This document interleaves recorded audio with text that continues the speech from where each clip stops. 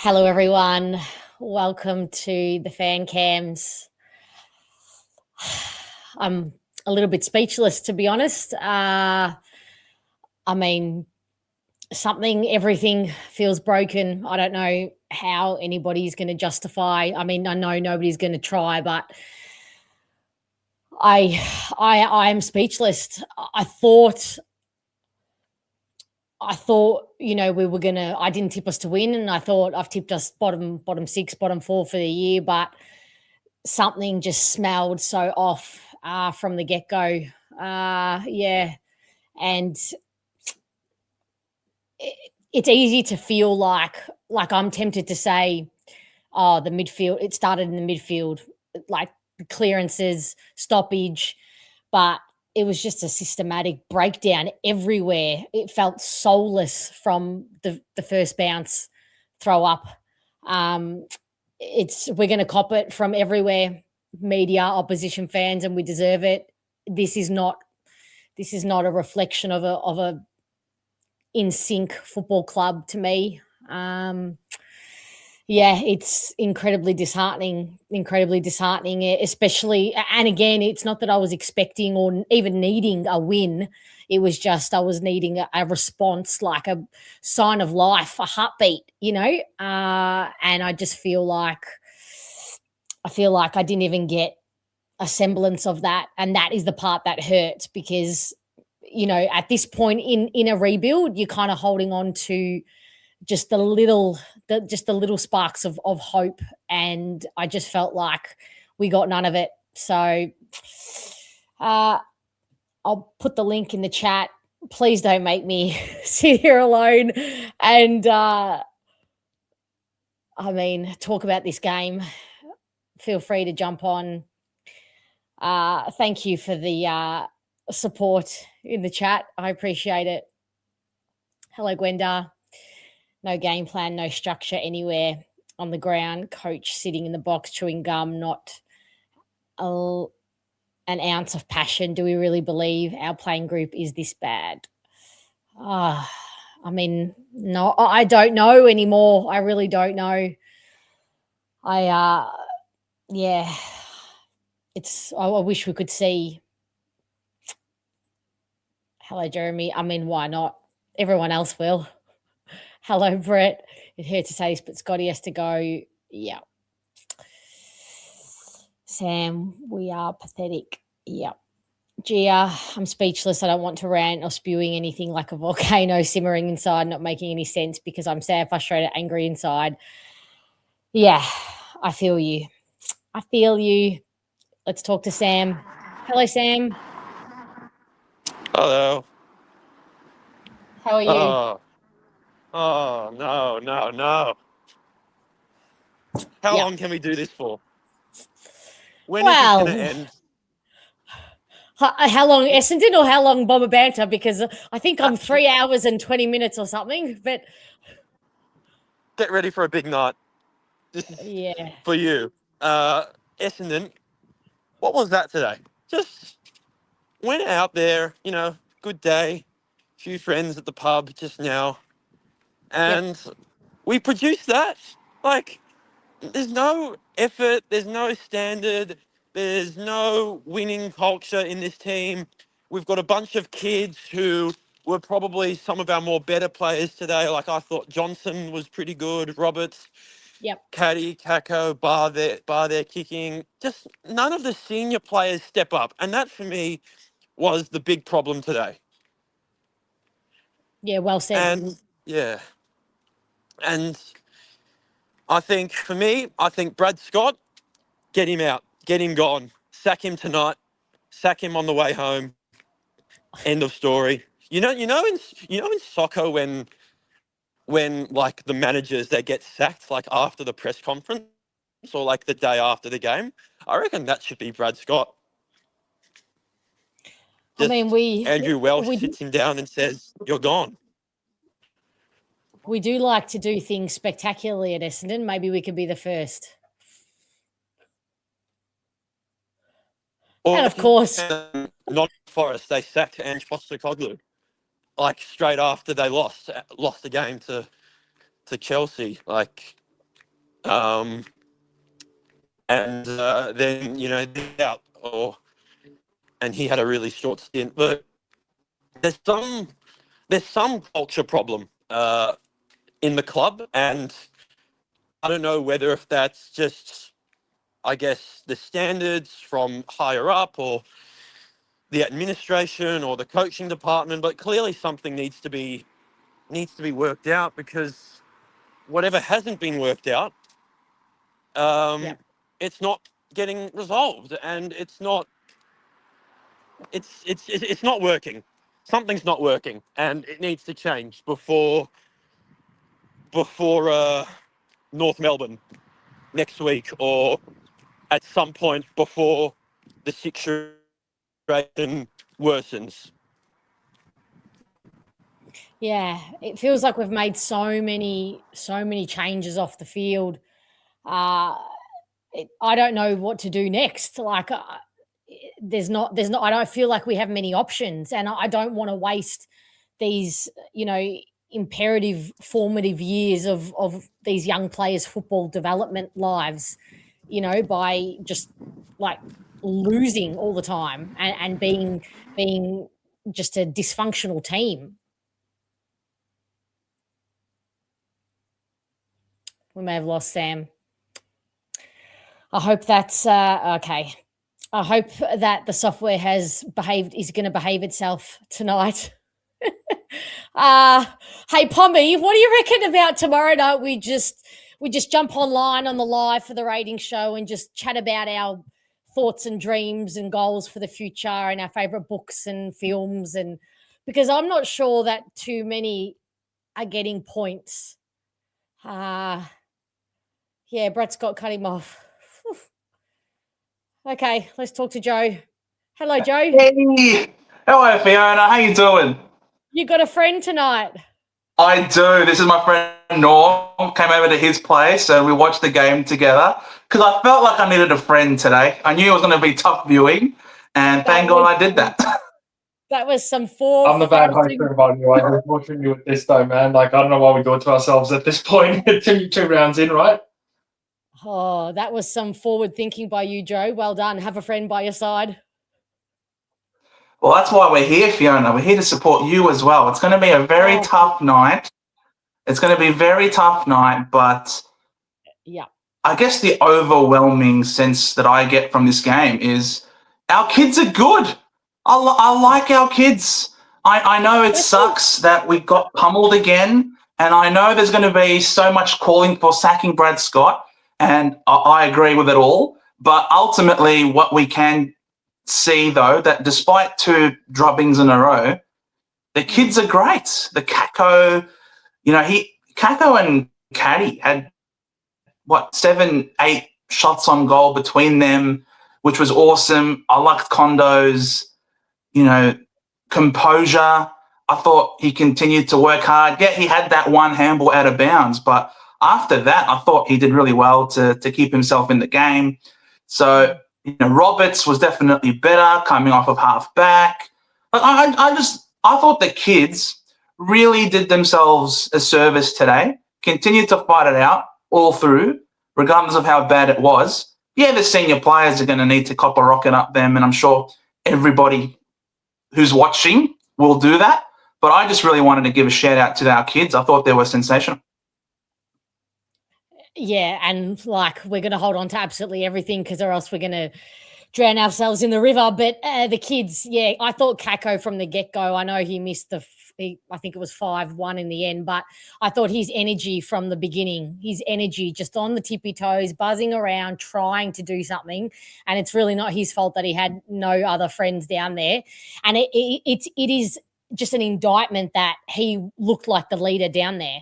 Caddy was, he's sporadic, but Kako looked like the leader, the one who was going to stand up and do anything. And it's so disappointing from Langford and Wright that they are just sitting back and letting that happen. I know it feels like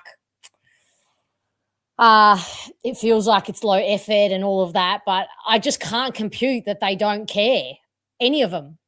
I just don't know that they don't care. So I was going to say, I think I'll defend the forwards a bit. I actually blame our midfield more than anything when it comes to these bad losses.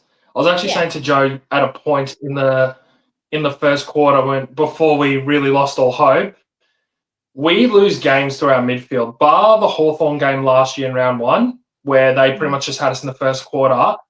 I actually reckon I ask any supporter, think of a game we've lost by more than 4 goals where our midfield wasn't owned. And that on the defensive side especially, they suck when it comes to defending. It's always been the case. I think there was one point we had Caldwell, Durham, Merritt in there.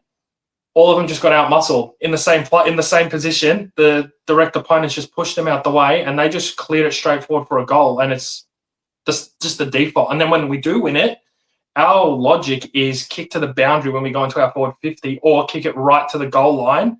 Like there was a play right at the end, we kicked it in. Caddy's asking for it. He's trying to lead. Next thing you know, it's just on his head. It's like, well, what can you do? What can Langford do? Peter Wright's dealt with that now for 6+ years, whatever it is. True. It's that panic. It kills me. It's that panic kick to the boundary.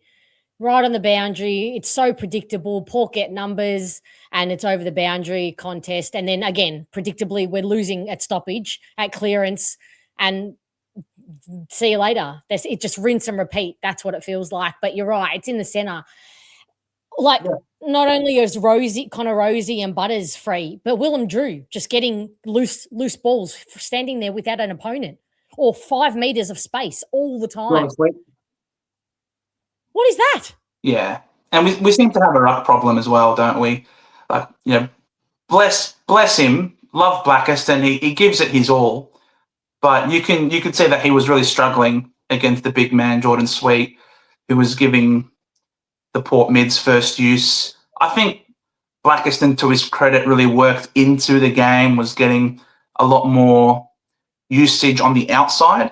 And I sort of raised it to Norman as a suggestion when it was looking really bad. Let's not play Blackiston as the primary ruck. Play Blackiston as a defender because they were taking so many marks inside forward 50. I think they missed the all-time record for marks inside 50 by, I think, about 5 or 6. All-time marks inside forward 50 for Port today was almost record-breaking. So I thought, why not play him behind the ball first, let him use his athleticism, his running, his spread, and maybe have 2-meter Peter start in the forward line. Let Caddy be the one to lead up outside of the forward line. And I think that's when we started to see a lot more competitiveness from the second into the third quarters, when Blackiston had a few less centre bounces. It was mainly 2-meter Peter. And I think we started to be a bit more dynamic with Caddy roaming up the ground because no one can run with this guy. He's so dynamic. He's so fast. And when we're giving him more responsibility rather than parking him at full forward, we come alive. Kako pushing high up the ground. We come alive. So I love it that these kids are, I suppose, putting their hand up and saying, yeah, give me a go. I can do it. I can be part of the successful play. And all it does is, as promising as it is for them, it is also a massive indictment on the senior players that they're not doing that right from the get-go. So what's happened during the week? What happened? We got smacked by the Hawks. What did you talk about over the course of the week? Why aren't these senior players ready to go right from the first bounce? Why aren't they hot? Why isn't the pressure high? Like, what do you guys talk about during the week? Why are you relying on these kids to be the ones to get you over the line, for them to stand up when the pressure's on? So, yeah, a lot of question marks. And I think we've seen a lot of tweets about Zach Merritt was right, and that's the last thing that we needed. And I thought he played all right as well as Zach Merritt. What's happened to Jai Caldwell, Fiona? What's happened to Jai Caldwell this year? He broke today. He was a little broken. Like there's a battery was loose or something in Jai. That is not characteristic of him at all. And like I think his effort was there. I do, but he was doing weird shit, missing handballs, like not even connecting with the ball. That's when you know something's off. When Caddy's straight, streaming into goal and hitting a post, that's when you know we're in the dungeons here. This is bleak. Yeah, it was definitely uncharacteristic for him. He's had a pretty tough start to the year, as has the club in general. Not entirely sure how we rectify this before next week. I think we're both in agreement. If it's a 10 goal loss next week to North, you'd probably be thinking that the books are stamped for Brad, I think, at that point. But do you see any other future here? Like, I see next week, I see no less than 60 points next week. No less. What do you reckon? Yeah, you're normally the optimist between us. No, that's the thing. A week ago, I was defending Scott, and then I turned to Joe after quarter time. I'm like, look, maybe it's time I can see it on this one and no longer go with it. And it's a look at two ways, right? Essendon's been like this since Bomber Thompson's interview he did back in 2014 after that game. We said, when's he going to click for Essendon? It's 12 years on, and we're still asking the same question in a sense. And right now it's Scott's fourth year. I said to Joe before the game even started, I didn't really think a win. I think the rebuild's really going to be hard right now for what it is and how many kids we play. But I just thought, okay, it's the polish I'm not going to see. The effort's going to try to be there, or we're going to see some sort of structure and system. And then Joe and I are playing a game between ourselves, trying to entertain ourselves, looking for something going, how many times is Paul going to mark this thing uncontested in the middle of the ground? How many times are we going to kick to the boundary or whatever it may be? I don't care if you miss, but try and do the right thing. And if you're showing me what you're trying to do and it's going to get there, okay, cool. I think Adelaide's the best example of it right now, looking outside the competition. They did that, and they're looking pretty good right now. Sure, they're not like sitting undefeated, but they played pretty well against the Dogs on Friday night. They played pretty well throughout this last year to finish top of the ladder for a reason. They actually had a system and it worked.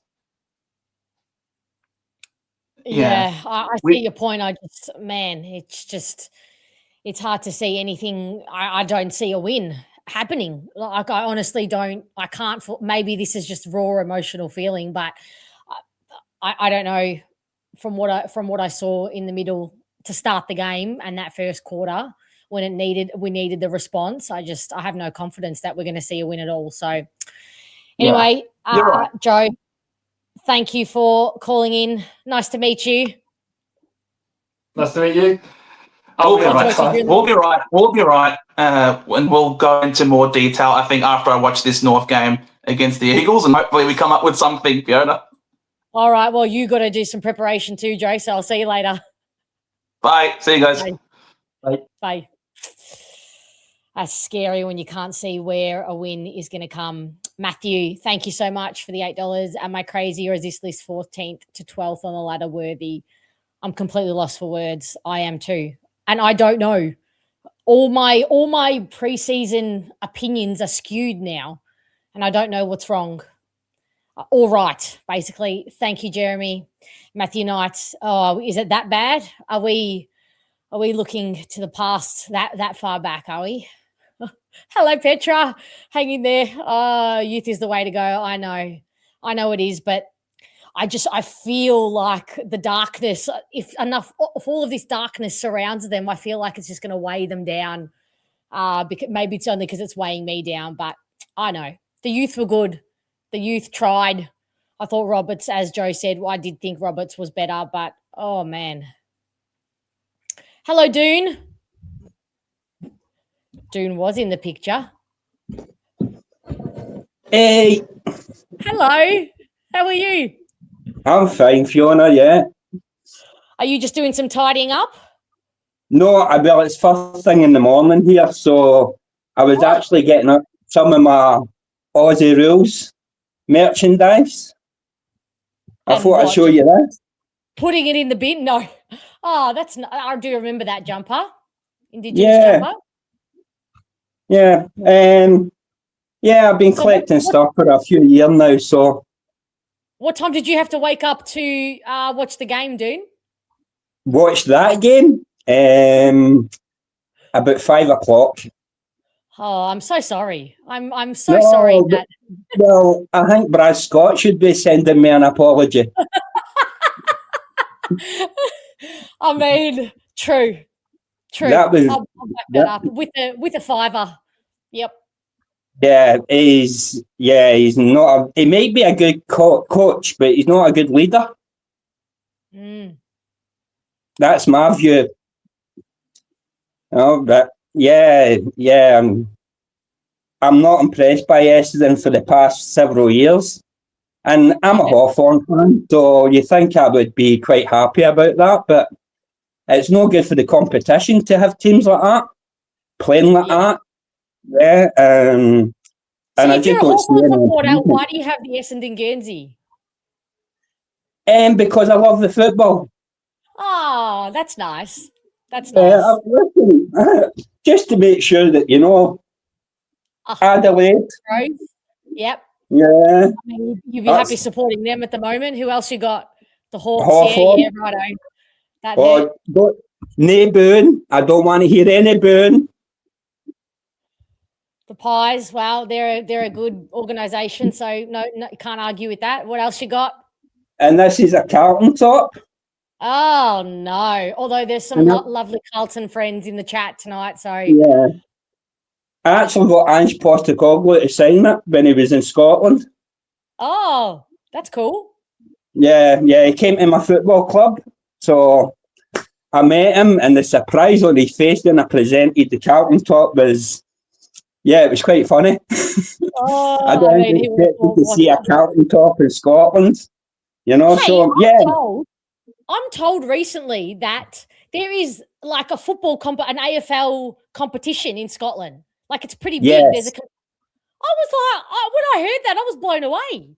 Yeah, I was at the grand final last year. And the interesting thing, Fiona, is I was the only Scottish person there. That's not surprising. Yeah, it's all Australians and Irish and English. And just like university people here working, So last year was the first year I turned up at one of their games, and I was very surprised. I was like, I'll meet other Scottish people. I can get to know other Scottish people that love the game. Yep. There was no Scottish people. I was like, damn. Is it true is it true that there can only be 2 Aussie players on the field at the one time, or in the final, or something like that? No. Oh, okay. No. Maybe I misunderstood that part. I'll be honest. There's not enough. These people are actually really fit. I was surprised at the level. Yeah. Because these people are just amateurs, but the level was really impressive. And do they want to come and play for Essendon? Yeah, well, the girls' game was quite good as well. One of the women was actually quite elite. I was really impressed. She hit a snag for the corner pocket, and I was like blown away. It was like, wow, man, that's what professionals are hitting, So, I was really impressed with the level for like an amateur setup. But there's not enough people competing for them to have that Australian rule where only 2 Australians can be in. Yeah, they've actually closed down 2 teams in the past several years, and they've just came together. You've got AFL Europe as well. You've got the European competition. Yes, I was told that's doing pretty well too. Yeah, it does okay.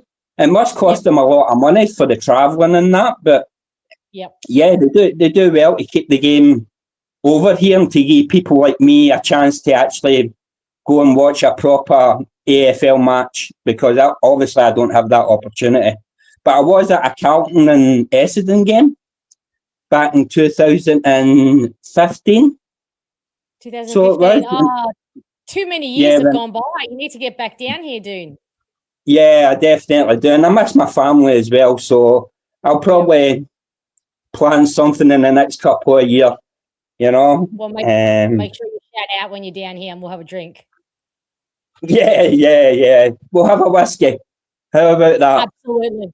I mean, a whiskey sounds good right about now to help with the pain that I'm feeling. But anyway, I might have to stay sober to stay awake for these fan cams. But thank you so much for calling in, dude. I'm so happy to talk to you. You have cheered up a lot of people in the chat. So thank you Yeah, so much for calling in from I'll have a Scotland. wee look. No worries, Definitely. Shauna. Thank you so much. Take care. Bye. Bye. Oh, you know I love my abroad members. Pat, thank you for the two for a new coach from Timu. Is that where we're going for a new coach? Hey, Fiona, your brother-in-law would be a better coach. Hello, Phil. How are you? Yeah, at this point, I mean, I need convincing of not this fact. You got to convince me out of it. Oh, it's painful, isn't it? It's painful. All right, let's talk to Jace. Hello, Jace. Hey, how's it going? It's been a while. It has. How are you doing? A bit like the rest of everyone, just really disheartened and flat, very flat. Last week was after the round one was very much the same, and it's here we go, right again, same thing, and I just feel it's going to be happening a lot this year. So players look totally flat from the beginning. We're getting smashed in the midfield, just bad mistakes, like you mentioned with Caldwell.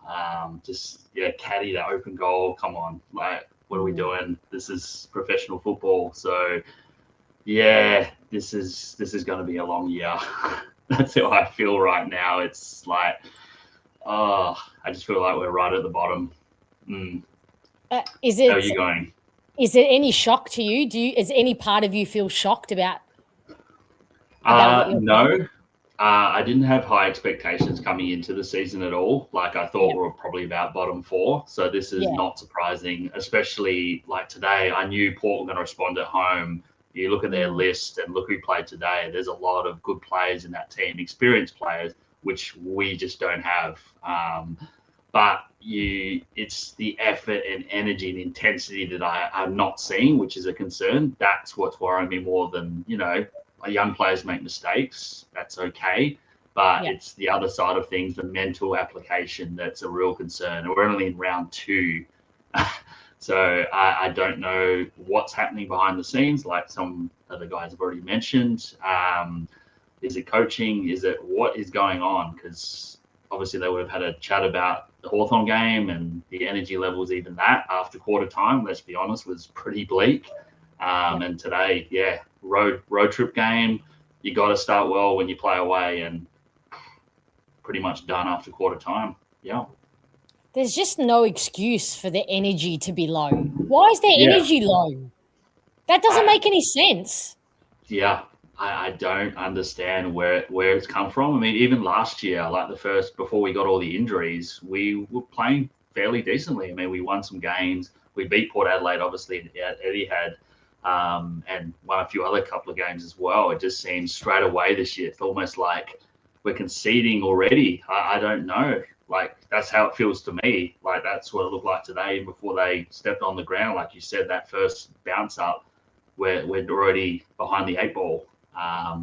And I just don't understand where that's come from, where we're only in March and we're already in that sort of mindset. So, the previous person mentioned something about Bomber Thompson's. That is coming back to haunt us. When is it going to happen? When does this change? Like, what is it going to take to change? Like you correctly mentioned, we've made a lot of off-field changes to the fitness, to this. We've had coach, we've had John Worsfold, we've had Ben Rutten.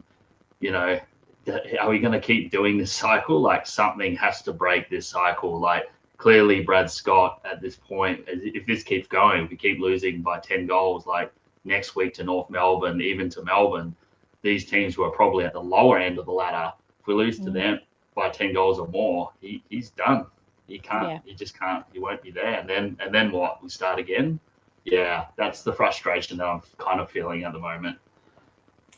Yeah, today was kind of the first time for me in a whole looking at the entire kind of 90 minutes or so, I thought his body language was quite poor. I know people have been losing their minds about him sitting in the box, not showing much emotion, but that's not really worried me a whole heap, because I understand the polarity and the kind of the need to sometimes stay level-headed and to stay neutral and to stay regulated, because often the guy losing their mind is not always the one who gets through to players and through to people in general. So that hasn't bothered me a whole heap. I know that people want to see him get animated, but that hasn't bothered me, right? But today, I just thought I saw some body language that just resembled a bit of a giving up for me.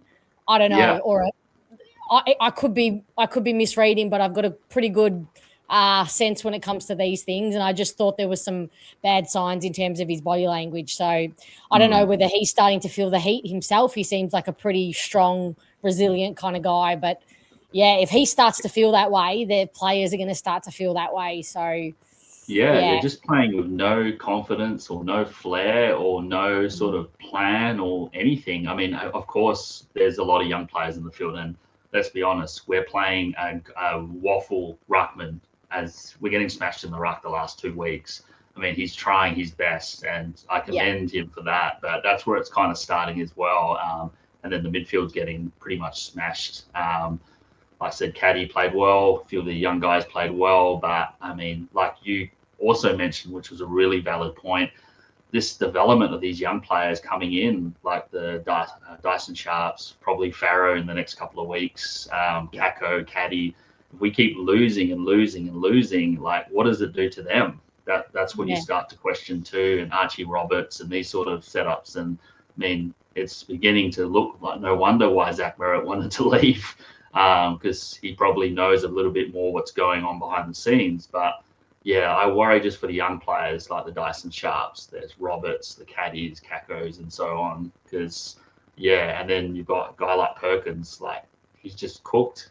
Like, I don't know what he's doing. Yeah, and that's what makes you think, putting the hat on, that it's not the players, but it's the coach.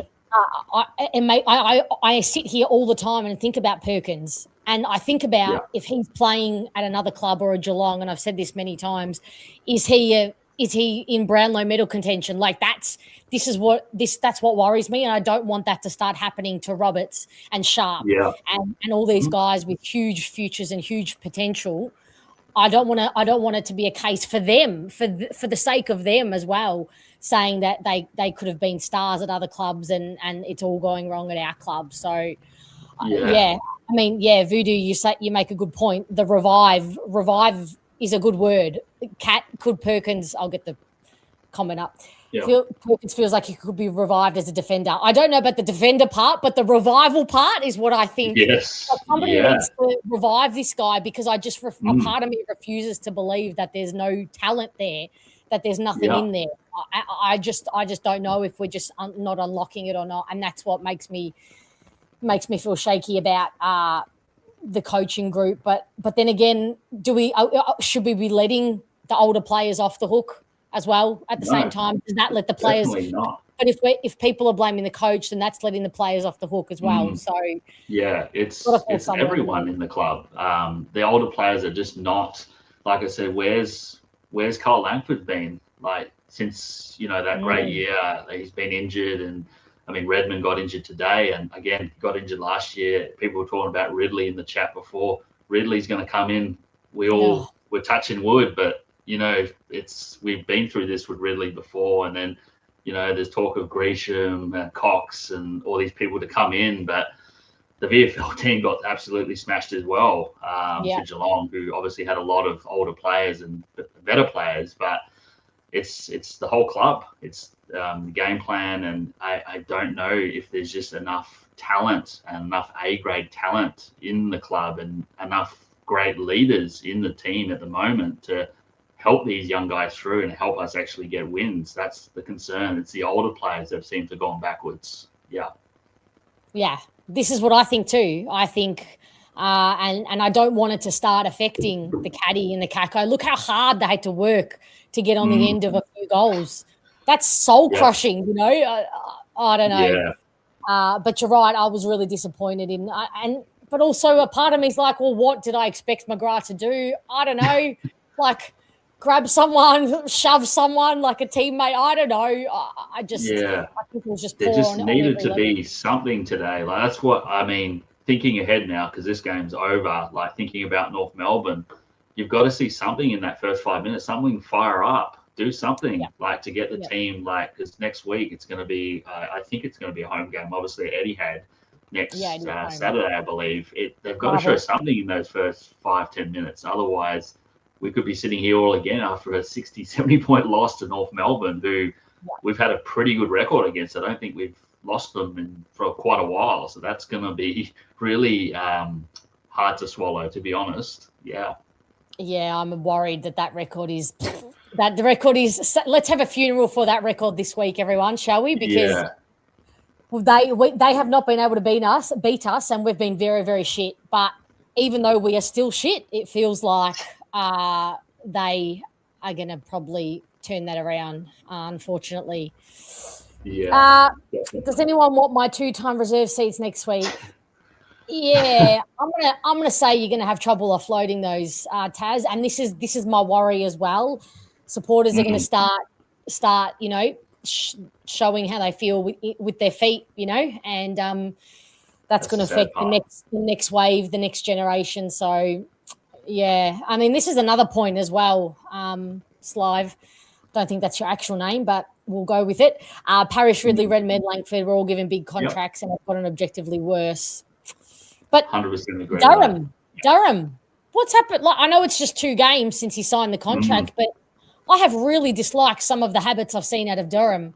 Yes, I know he had a few tackles today, but again, I'm not talking about the defensive tackling. I'm talking about the defensive 2-way running. Yeah. And that's another thing that we talked about last week with the Hawthorn game, and today it's the same thing. I mean, that should just be for an AFL professional football, especially when you start to get smashed at the start of the game.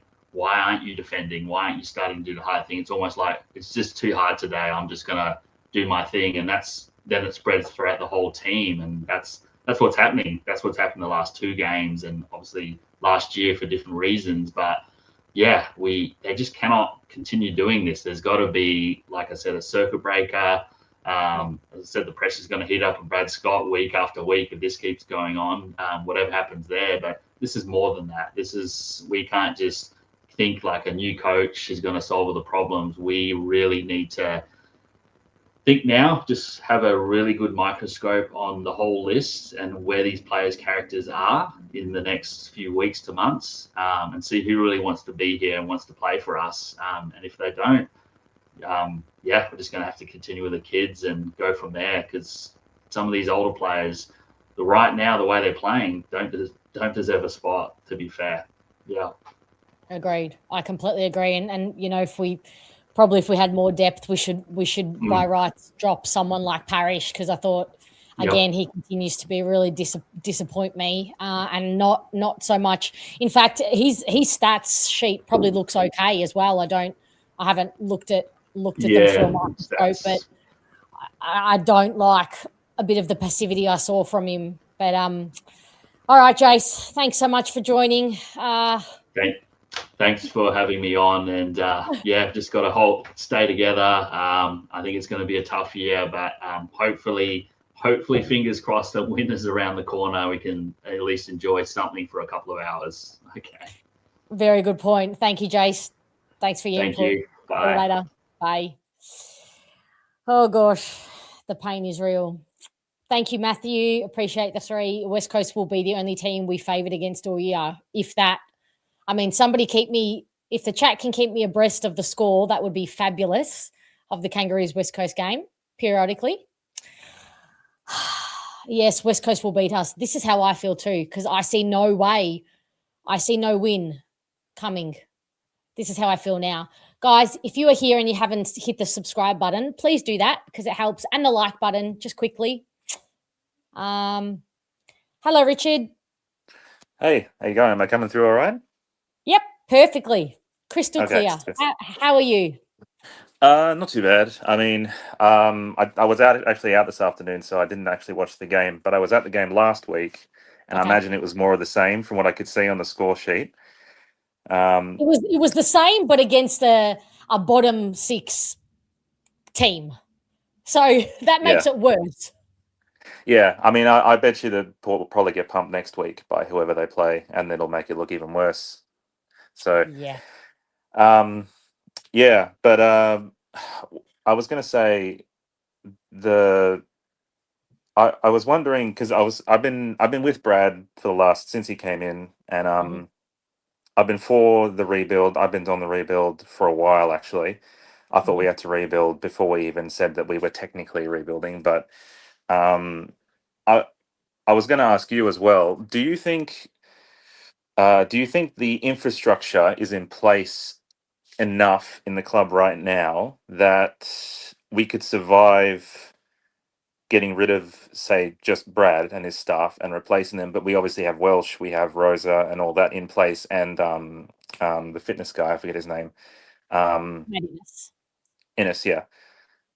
Do you think that that infrastructure is steady enough that you can still put another coach in at some point? Not necessarily saying second today. I'm not wanting to jump on that just yet, but do you think we could they just slot in a new coach and then the rest goes as is? The list management stays as it is, the fitness stays as it is, as in the plan to move forward. You know what I mean? Yep. Yeah, those are the 2 departments I feel very confident in. The list Mm. the list, list management and the fitness department. They're the 2 I don't have confidence in any of the coaches on any of the lines. I'm Yep. starting to feel less confident in the administration, to be honest.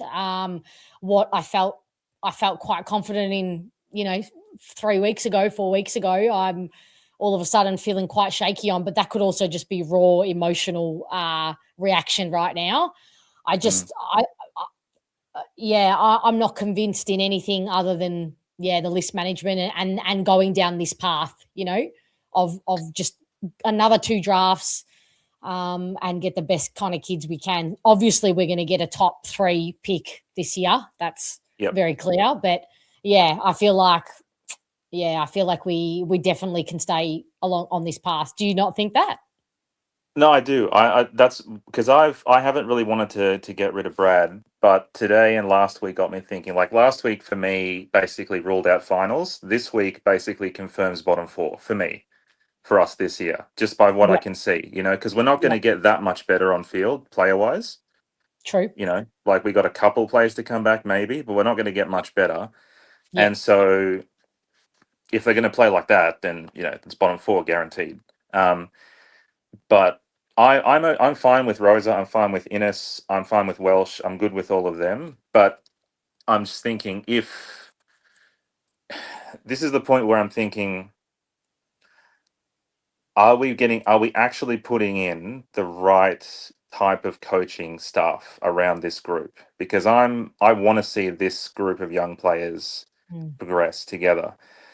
But I don't want us to waste another generation of players that we did the last 10 years. We wasted Hooker and Hurley, we wasted Danaher, we wasted Perkins, Reed and Cox, you could say 2 of the 3. We wasted all of them on poor development and lack of investment in development and lack of coaching, in my opinion. I don't mm. want us to waste this new group again as well, because then that's not going to get us anywhere.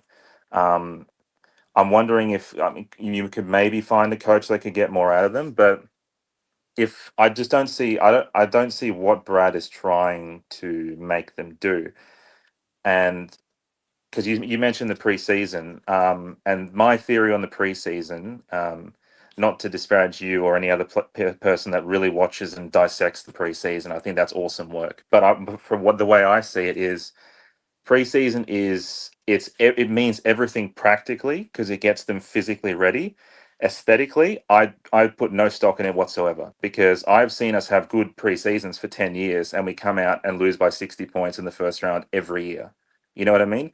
Like aesthetically, so what have I been watching in the preseason? Then you come out and do that. You know what I mean? We did it this year, we did it like 2 or 3 years ago, we did it 4 years ago, we did it, it happens. preseason we look fantastic, and then we come in and shit the bed in round 1. You know what I mean? So I I will say that understand that preseason we're playing against each other, so exactly. that So only shows you the weakness of depth that we have, because if our bests are yeah, playing on our second bests and look good, what does that Mm. tell you for the list? yeah. So I would say the preseason is essential because it has to be done. You need to get them fit and ready. Oh, this player did well in the practice match. It doesn't really mean that much to me because yeah, he did well in a practice match where you're not against opposition, proper opposition. You know, so yeah. So but again, I think it comes back to the senior players we have. Just we've talked about this last year. Senior players we have aren't good enough. You know, they're just not. You know, they're not elite except for Merritt, arguably. He's the only one, and they're not the type of player that can elevate players around them from the looks of it, you know? Yeah. And this is where the current young players we have, we need to find a new core in this group that we have now and make them the A grade core that we hopefully will have in, I don't know, 3-5 years or whatever. But you need the right coaches and development around them. And this is where I'm starting to have my doubts about Brad to think that he could be the one. And maybe he's not. It's only because we've changed everything else, and I don't know what's left to change. And Sunstripe, I have to make sure I'm getting that. Sunstripe, I know how you feel about the coach, but you let the players off way too much in this as well. It's like some of the blame has to be on them as well. It is not squarely the coach in my eyes. It is not as black and white as that. So even those who just think it's purely coach, I don't know. It says a lot about a player who just throws in the towel, and a lot about a group of players who just throw in the towel. Caddy, to me, is not throwing in the towel today. Dyson Sharp is not throwing in the towel. Archie Roberts is not throwing in the towel. Kako is not throwing in the towel when it's all falling to shit. Who I did see some throwing in the towel, but they were none of the young players. So that's right. Just because there's a volcano erupting behind you doesn't mean that you have to just succumb and surrender to it, I think. Yeah. So, yeah. Well, the senior players we have, they've failed under 3 different coaches. That's true. This is very true. So if they haven't shown defensive intent in 6 years, they're not going to start doing it now all of a sudden. Parrish isn't going to start suddenly running 2 ways. And in my opinion, McGrath's not going to suddenly become a good kick, you know. Redmond's not going to, suddenly become an All-Australian all out of nowhere, even though he was decent a couple of years ago. They all get, like the last comment said, they get big contracts and then they just, they coast and then they drop, But then a part of my brain this is the argument that's happening in my brain. My brain said, but what if they would? What if McGrath would become a better kick? What if Parrish would start running 2 ways with a different coach? Now I'm arguing against my own arguments. So if they did, we would have won a final by now, but they're not going to. So, I mean, I've never played footy myself, but I'm sure the footy players can attest that I'm pretty sure in most cases, if you're spending 7 years doing one thing and you're not good at something, you're not all of a sudden going to flick a switch and become good at something you were never good at. You have to have the mindset to actually change your habits and stuff, and they just don't seem to have they don't have the attitude to do it. So, in my opinion, a lot of these senior players, it sounds harsh, but to me, they're holding numbers until the good players, the real players we want, are going to take their numbers and move us forward, and then they can go. It's harsh, but that's how I see it for quite a few of these guys. Yeah, I think it's a fair argument, and I think a lot of people do generally agree with that. The whole thing is that nobody actually knows. Yeah. Sorry, I'm just getting distracted. Nobody knows the right way to go. Anything else, Persist Richard? with the rebuild. Persist with the rebuild. You need persist with the kids. Keep giving them games. Hopefully we get some better selection integrity and some senior players can get dropped for bad performances. But I mean, we're in the rebuild. The last thing we need to do right now is abandon the rebuild and start to go for the short solutions.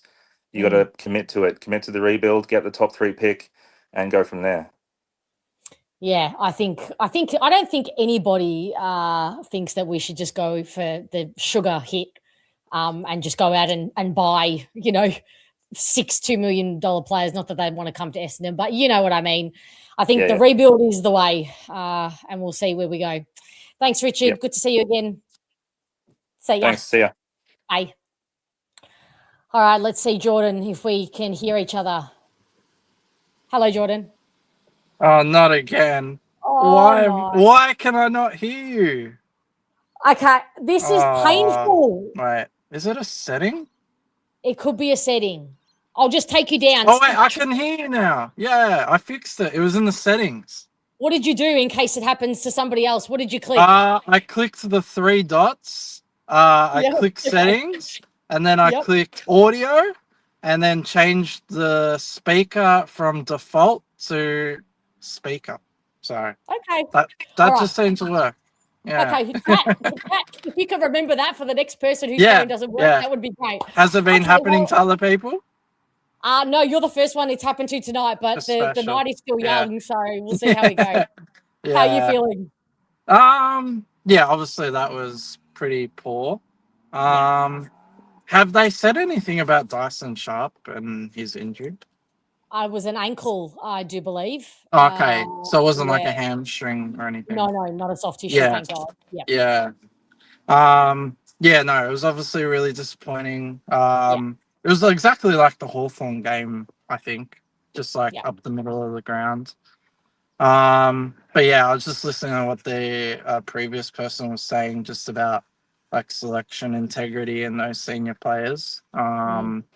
Yeah, so I mean, North Melbourne next week, so see what happens. But yeah, there's not too many. Yeah, I just don't think there's that many changes to be made. Like there'll be a few, hopefully, but I mean, the team is what it is, really.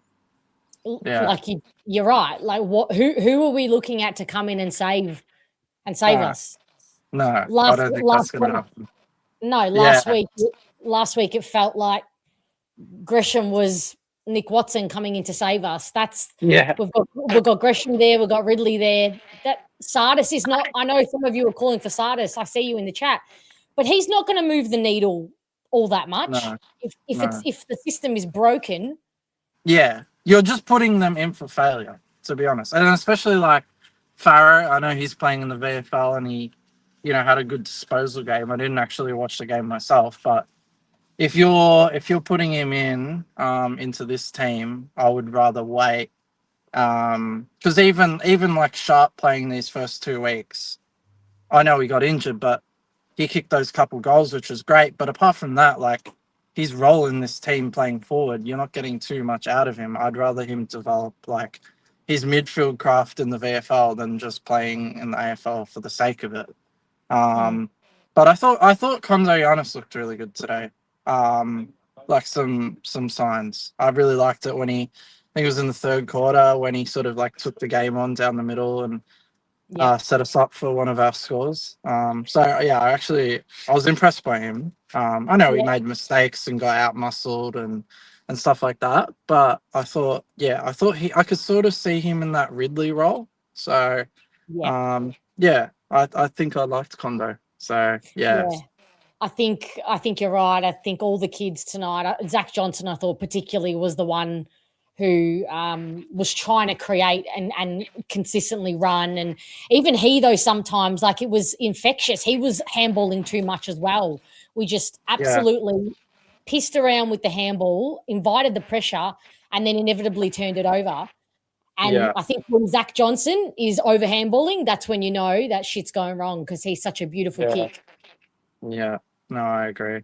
Well, the only thing that can make it a bit better is getting takeaway Chinese. So what are you getting? Don't you, now, I'm trying the satay chicken and special fried rice. So hopefully it'll make me feel a bit better. So yeah. Any prawn crackers? Sorry? Any prawn crackers? No prawn crackers. I know. A good dirty Chinese place always throws in a bag of prawn crackers. So yeah, Well, still sitting in the car park, so I can go back. You know. Oh, no, don't go Yeah. back. But no, definitely, that will make you feel better. That will definitely make you feel better. But I know you felt last week you were saying that about the coach. Do you still feel that way about the coach? Yeah, but I it's not so much. I don't know. Like, obviously, when you're not there, you don't know what's going on. But I just think it's the game plan, like the style of play, like whether that can be changed with Scott, hopefully. But yeah, I think that just the getting outmarked every game, and like that's just not sustainable. So I think something will have to change. But yeah, hopefully they can sort of change the game plan a bit. But I mean, it sort of is what it is now. Like they've probably worked on that all preseason. It's not like you can just flick the switch and be like, we're playing completely different. It'll probably have to slowly happen over time. But hopefully Brad can do that. But I definitely think the pressure will be on him. But yeah, I guess against his old side in North Melbourne next week will be interesting. So yeah, that's not gonna go down well. But the consensus of the chat, Jordan, is that you should absolutely always go back for the prawn cracker. So apologies, I may have just cost you another trip back. And some people, some fortune cookies might save us. Yeah, there might be a fortune of how we save our football club. G-Pats, we need MSG peptides. Can we not use that word? I'm banning that word from the fan cams, G-Pat. Yeah. All right, Jordan. Well, I'll let you go enjoy your Chinese. Thank you so much. I'm really hungry. I'm glad we solved the sound issues. Yeah, that's it. All right. Thanks, Fiona. See you next week. Bye. See ya. Bye. All right, let's talk to Corey.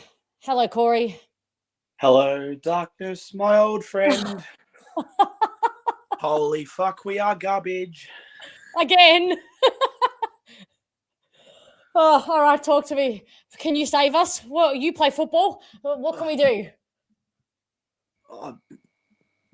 There's a multitude of things. Like, we can all blame the coach. We can all blame the senior players. It's a whole collective effort in why we have been so poor and why I felt so dejected. For the first time in 33 years, I am literally almost disinterested already with this team and this club. For the 2 games that we have played this year, it's been terrible. I honestly can't bear it. I feel you. And I'm just bewildered that it's round 2 and we're saying this. It blows my mind. I was so flat watching it. Like, people can talk about intent for defending with certain players, like Parrish with his running and Perkins with some of the plays that he had. We can all single out Pryor for some of the efforts he has, but if they're 100 game plus players, they're not going to change their ways they go about their football. And unfortunately, like the previous people on the fan camps said before, we're stuck with them until someone else wants them. They have big contracts. You're right. We're giving contracts to spastics. Sorry, we're giving contracts to spuds. Don't get me cancelled, Corey. Sorry. That's why I apologise. Sorry. We're getting that was probably one of the worst games I've watched at home, and just felt so flat. And local football, I could watch, and it's a lot better standard, a lot better quality than what we've dished up. Yeah, the worst thing is I just don't know that the coach, like getting rid of the coach, is the answer. That's the worst part about it. Because there's so many people who think that, bang, grass is greener, new coach in, solves all the problems. And I just don't believe that. No, you can't get rid of him this early. I think if we're 3-12 at the bye, or 4-11 at the bye, which is round 15, and we're at that record, then nice knowing you. Ben Jacobs, nice knowing you. Brent Stanton, nice knowing you. The only one I'd sort of keep is Dean Solomon, because he's the only one who has sort of defensive nous, but it is his first year with the club as a defensive coach. And the forward line coach, I can't really give him too much stick because it's only his second year and he had no one to deal with last year because we had 1 billion injuries. True. That's true. But so did Ben Jacobs in the midfield. Didn't have his midfield. Yeah, but even with the midfield we still have now, nothing's really changed. We've statistically gotten worse, and it's not something isn't clicking across every line, across every structure that we have. I feel like when we press up and we move up the field to try and defend, to get the ball back in the front half of the field, we're too far up, and the ball just gets kicked over the top of us because we've pushed too much to the contest, and we just get easy goals kicked over our heads. And Port did it 5-6 times today. You play football, Corey. Yeah. Can a system be so complicated that it disenables players from two-way running? Two-way running it's all mental and all just simply doing it. If you don't do it now, for players, like I understand first-year players, you've got to learn it and you've got to get fit, etc.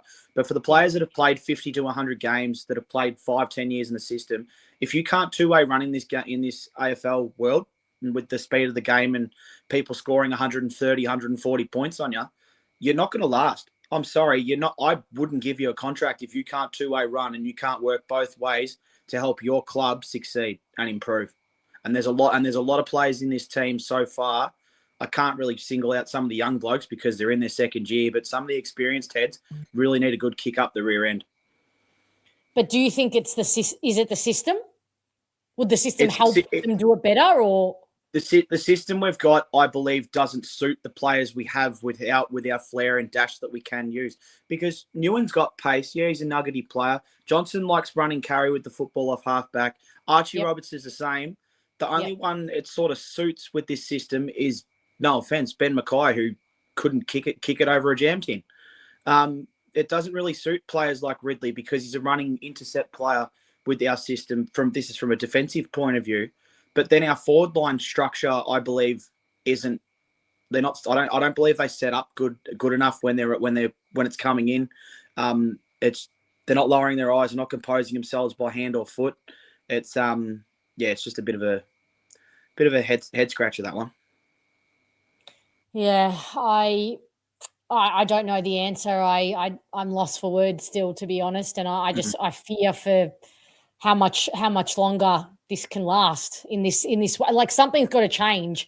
The club and the competition are just not going to cop it for what it is for 5 more weeks, for example. Oh, I'd hate to know what Monday morning and what Sunday nights, Fox Footy and all the media channels on 7, 9, 10, whatever channel that we'll talk about Essendon this week. It's who's really going to be the first coach sacked, Michael Voss or Brad Scott? Well, Carlton came out last year. They were in this position. It reminds me of the Camp Curnow when they all went up to Curnow's campsite and sung Kumbaya around the fire and meditated. This is what it feels like. We are at rock bottom here. Like, shit, we're on the cusp of a 6-hour boardroom meeting, literally at the hangar. I wouldn't be surprised. I would not be surprised if they're going to do that tonight. And I'll be honest with you, I'm surprised that some of them might go on the red eye back from Adelaide to Melbourne tonight to do an emergency board meeting just to figure out what's actually going on. Even if it's a boardroom problem or if it's a coaching problem, and they pull them aside and say, we really need to change it, because the members and the fans are going to stand with their feet and they won't go. They'll just sit at home and watch it.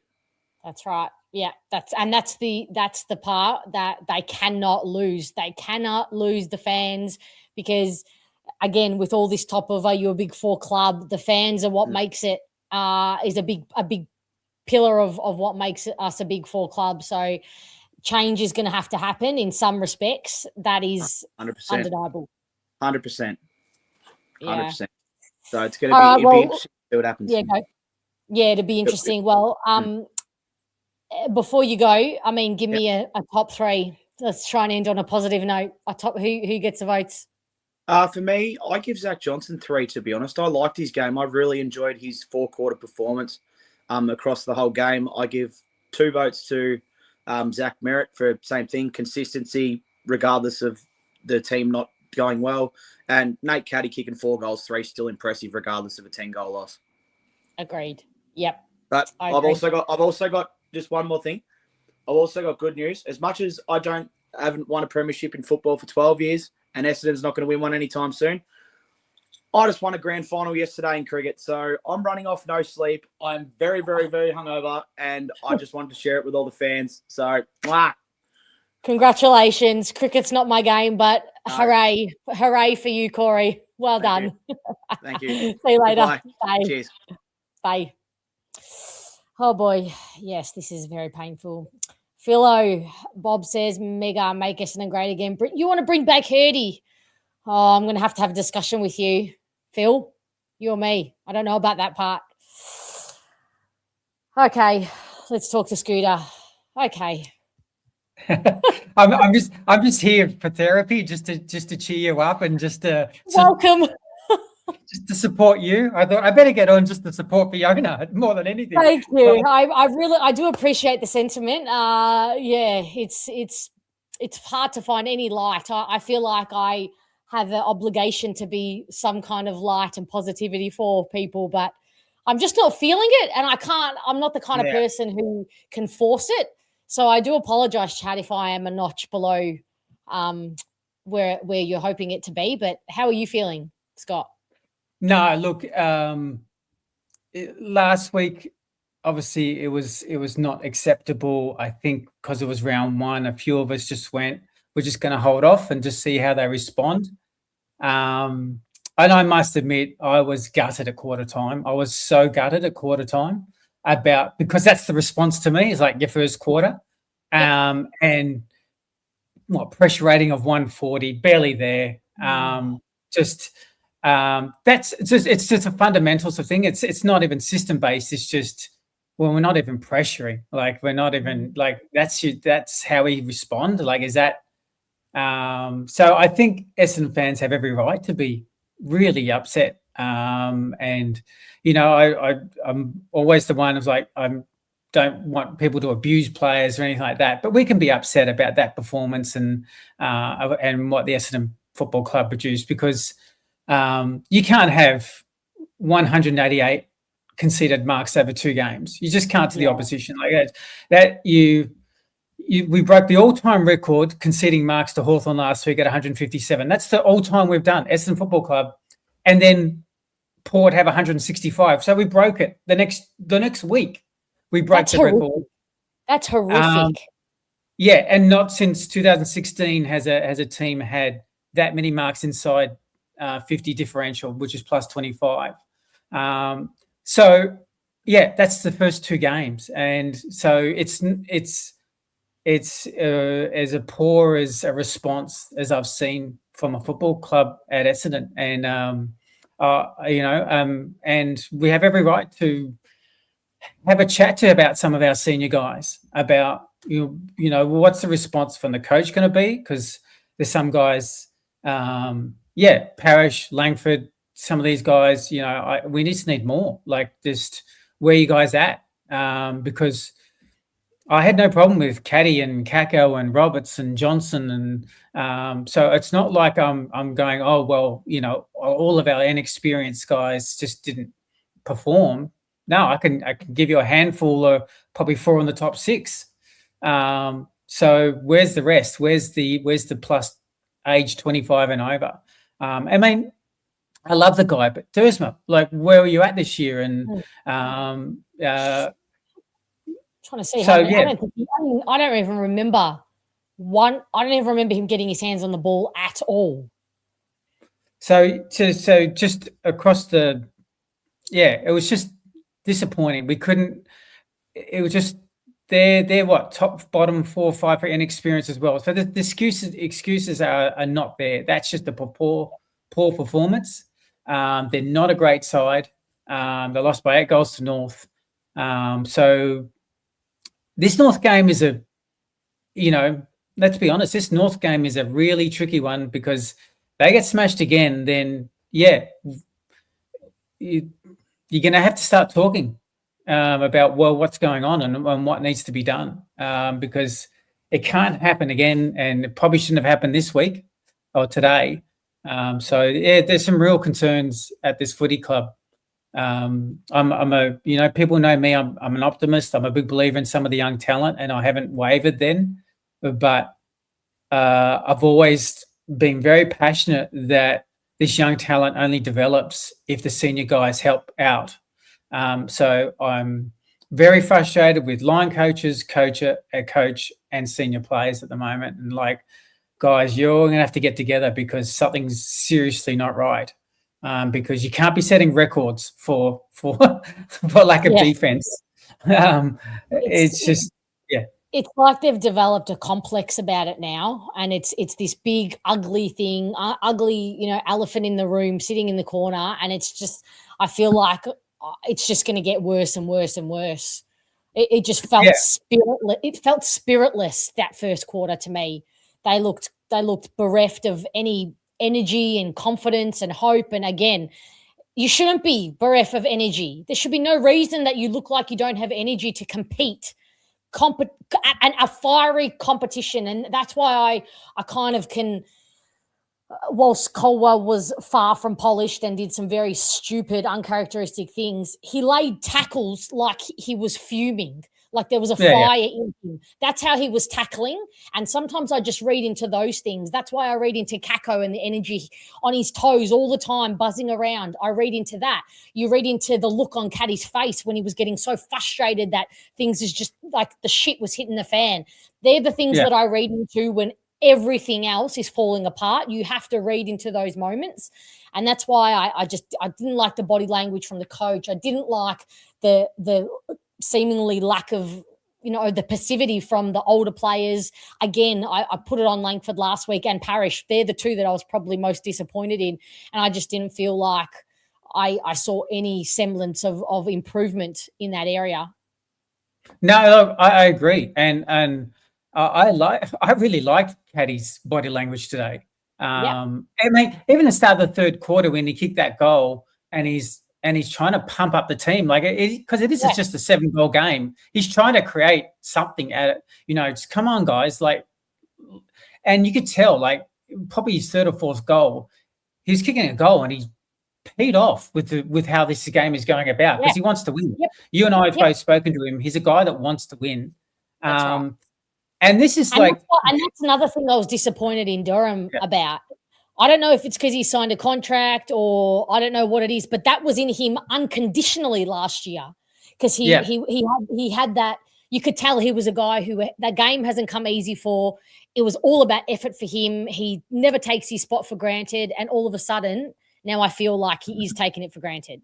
And I know that's probably false, and I know deep down he doesn't believe he is, but I can't help but feel that way. Yeah. And I get what you're saying. Well, that midfield is, it's just getting torched at the moment, and it's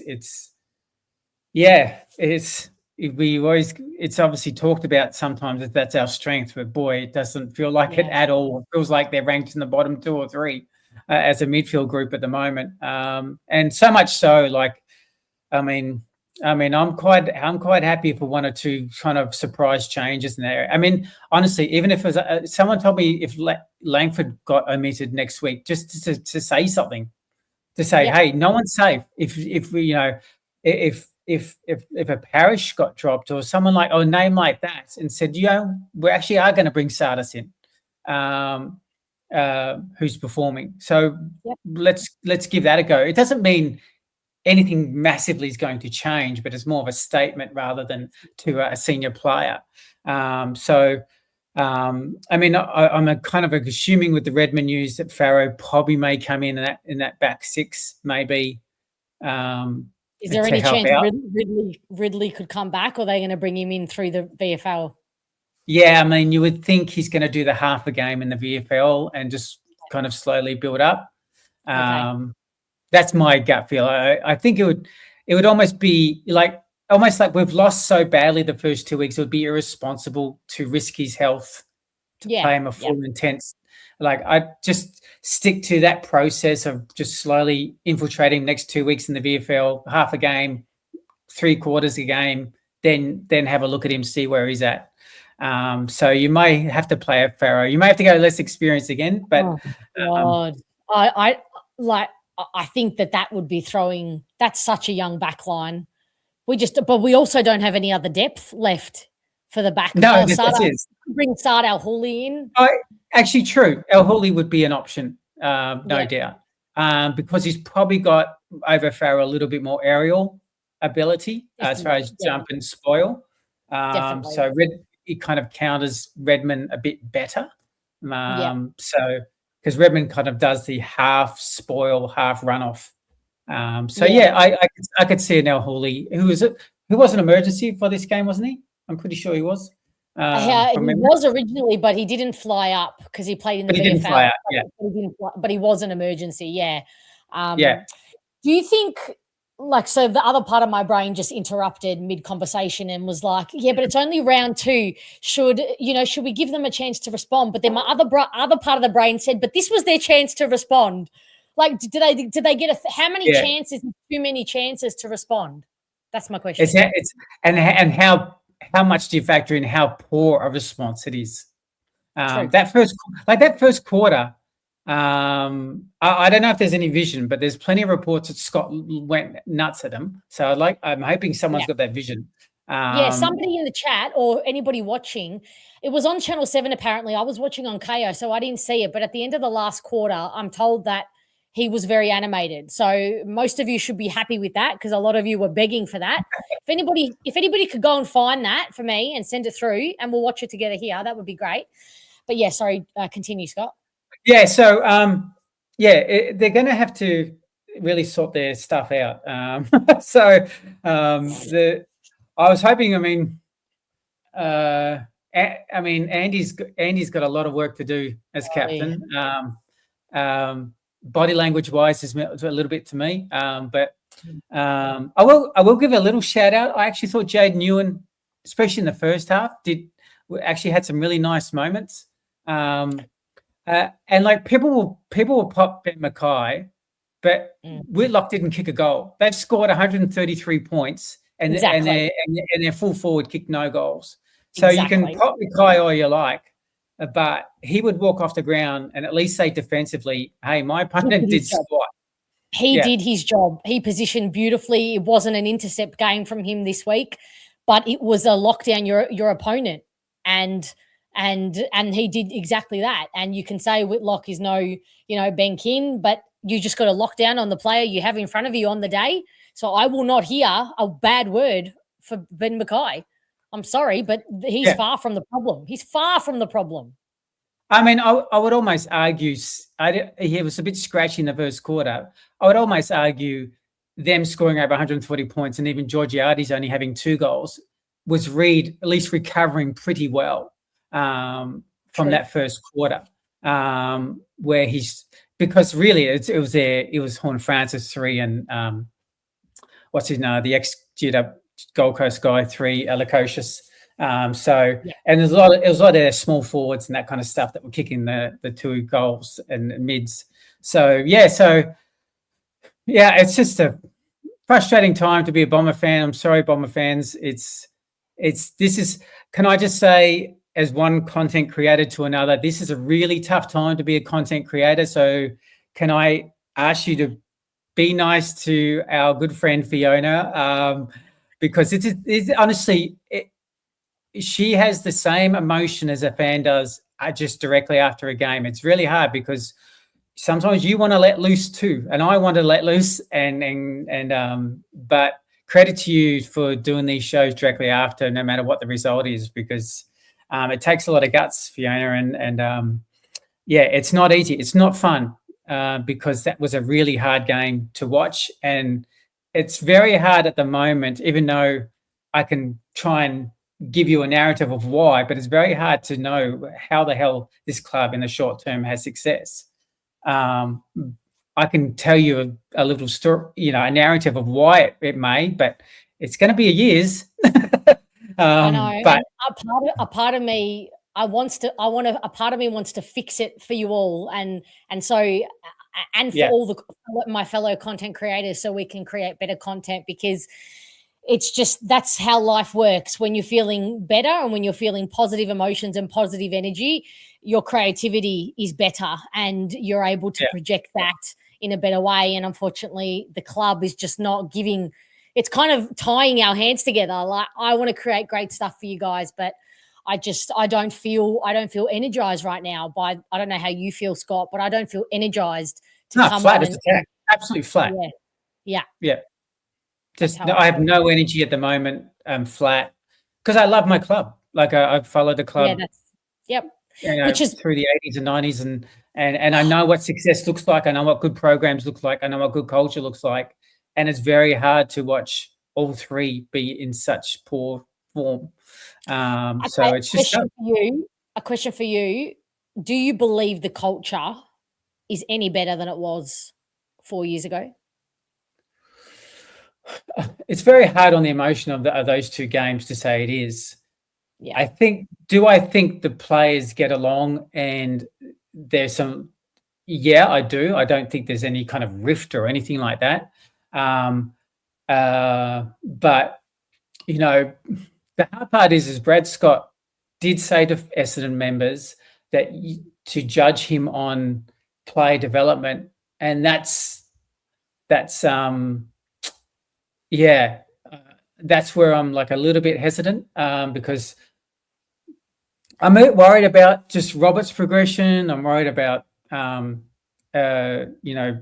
progression. There's guys I'm just like, are you getting any better? Are we working on your kicking, Roberts? Are we working on, there's all these little things. I'm like, across the park, I'm like, yeah, if you're going to be judged on development and we're going to get better and better each year, system and just fundamentals of footy right, then it's at the moment it's a pretty harsh judgment in my head coming back to you, Brad, because it's there's little pockets, sure, with Johnson and a few others, but I knew once he had a preseason, I was always confident he would play a pretty good brand of footy, but it's just year on year. Am I going to see them step up and step up and step up like other teams do, like Hawthorn did? When, like Mitchell's first 50 games, they only won 15 games in his first 50. But you did see a transition of trending up. And then in that 1 year when, I think it was his third year, they lost the first 5 games, then they made finals. And that's what Essendon fans want to see. They go, we understand it's going to take sometimes several years, but we want to it needs to be going up. Development, fundamentals, skill. I mean, skill at this club is a huge concern. Yeah. It is really a concern because there's a lot of parts where I can see defensively they're not too bad, just simply a really poor handball and it unlocks everything. And they've got to stop those turnovers. So I don't know what the stat was last week, but we obviously know Hawks scored 93 off turnovers last week. I wouldn't be surprised if it's similar a little bit this week, but it's just got to, no wonder fans want Farrow to come into the side when he has 94 efficiency in the VFL. But you know what? Like Farrow's not going to get the same lackluster pressure in the VFL as he's going to get. And sure enough, soon enough, he's going to be turning it over too, because as Richard, exactly what you're saying, they panic.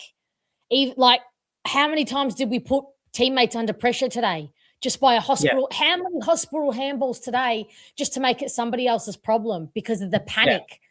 There's just no polish or poise, and we go slow. We do 15 handballs more than we should, and by that time we've invited the pressure, and nobody can get it doesn't surprise me that we're turning it over because the pressure is there, and we can't sustain good skill under pressure. And good skill often comes from teams that work hard on their spread. So if you work really hard as a team to spread, you find that space then because you've worked so hard. And that's what Hawthorn do so well. They work so hard to find that space. So when they do have that space in the spread, they do have actually 2 seconds to sum up the play. But if you don't work hard to spread, then you're in congested footy all game, and you're so a guy like Pontianis, you would know pre-season, beautiful kick of the football, spot on. But if he's constantly in traffic and we're not spreading, and then it doesn't matter. So I agree with what you said on Farrow. It's the system he's going to come into is going to develop him to rush kicks. So a lot of it's still going to come down to work rate. How hard do you want to run to find space? That's running without the football. That it might not always be rewarded, but if everyone's doing it, you can find that space as a team and overall have more time to use the ball better. So I still don't know that a coach is not imploring them to do that, though. That's the part I find hard to believe. And yeah, maybe we've rehashed this all last week, but I think it's worth discussing because I don't know how any coach. I've never played, but I could implore and see that a team needs to do that. Are you telling me the coaches aren't telling him to do that? No, you wouldn't think so, and it didn't feel that way just on the limited preseason I saw. But I don't know. I mean, am I worried about? Do we have enough athletic speed types to actually across the ground that are fit enough to do it? That's a reasonable question to ask. The way they get sucked up to the ball, and it happened more than 4 or 5 times, like 25 times in each quarter, they just got sucked up to the ball, and in their heads, I can see that they think that they're working hard because they're trying to go and pressure the ball carrier. But that is all that is doing is allowing more port frees around the stoppage, around the contest, and it's so easy to play against. And no, sorry, I didn't mean to cut you off. I was just agreeing with you. But there was multiple times that 3 guys went for the same ball. But if you don't win that, those 3 guys are then almost out of play. And if Port's got the ball, then there's 3 guys free on the outer for Port because you're all at the same contest, that you've all run in for the same ball. They just haven't developed that IQ yet in some ways. But as Taz said earlier, like that's under 15s, under maybe younger, that they do that, where they just get sucked up to the ball like it's a honeypot. That's baby stuff. Yeah. My favorite comment here, seriously, stop looking at positive guys. Fiona is awesome. Hey, I'm putting that one on screen because it's been a hard time, all right? So thank you, G. Pats. Hinkley basically said it. Our players aren't good enough to execute the game plan. This is a good point. This is another discussion. And so, I'm sorry, who said it? Not Magic Mike. That's a movie about strippers. Mr. Magic. I think you said it. What did you say? Sorry, I've got to find it. Here we go. Here we are. They're good by Essendon standards, but not good by league standards. And this is where I think we're going wrong, because players in our system, and this is Rowan Connolly said this in his article last week, that they actually genuinely think they are going at their highest capacity, only because comparatively, their highest capacity is only been at Essendon, not to other elite standards, and Essendon haven't had elite standards. So for these guys, they actually do genuinely believe that they are going at their highest ability. It's just that, and they've been taught nothing by their previous leaders who didn't have success as well. So it's an ongoing, it's a self-fulfilling prophecy. Yeah. So how do we stop this? How do we stop it? I'm willing to take the sage and my crystals and my candles. I'm willing to cleanse the place. I don't know how we stop it if no one in the history of these players has any idea what that elite standard is. I mean, Brisbane had that issue and they brought in Luke Hodge, didn't they? To play 1 or 2 years and basically be the centre, be the half back that controlled everyone and sort of preached what has to be done for Brisbane to go to the next level. And then what happened? Brisbane went to the next level. So part of it can be, do you actually look at that end of year about who you may want to bring in, even if they're 31 years old? Do you actually look at people who have had successful programs and that sort of thing? But didn't we try and do that with Brendan Goddard? And was there somebody else who people kept saying past it? Todd Goldstein, he'd been in a semi-successful system. I know this is the part that, like, I can't get on board with Kangaroos fans and David King giving it to Brad Scott, because for me, taking my team to 2 prelims, my standards are in the bin when it comes to this club. So, but taking my team to 2 prelims would sustain me. So I don't know how they are angry with him. I get it was 20 years ago, but to me, that's not a good thing. Yeah, and on paper, like, there were some players who how many times did I see on Twitter? Oh, Petrie's not getting a gig in any other team. Oh, Higgins is not getting a gig in any other team. It was a list that on paper wasn't stupendous. So yeah. But why was I saying this? I've lost my train of thought now. About leaders coming through, Hodgie and all them, and Goddard. Yeah. I don't see the connection in my brain now. It's dropped off. But anyway, the point is. Yeah, exactly. That's right. I blame Essendon for destroying my brain cells. Point is, I thought we did that with like the Brendan Goddard and Todd Goldstein. Oh, that's right. I was saying Todd Goldstein came from a professional kind of system. Well, he had success. I classify prelims as success to me. So I don't know who we could try next. I'm not going to guess. I know everyone's going to go down the James Hird path and all that sort of stuff. And geez, if we lose another 6 or 8 in a row like that, I may go down it myself. Oh my God, who knows? This is scary. I've got no freaking clue where I will be in 6 weeks' time, because the truth is, and there is no way we can see a win in the next 6 weeks. No, in the next 6 weeks, 4 of those games are the Dogs, Gold Coast up there, Brisbane, and Anzac Day. So, the North Melbourne and Melbourne game, obviously, what we thought winnable games. It almost like it's so desperation they have to try and split one of them to try and just give us something. But otherwise, it's going to be a very, very hard slog. But do you know, this is also setting a precedence as well, guys, because now Kangaroos are going to see how fragile we are mentally in the first quarter from the get-go.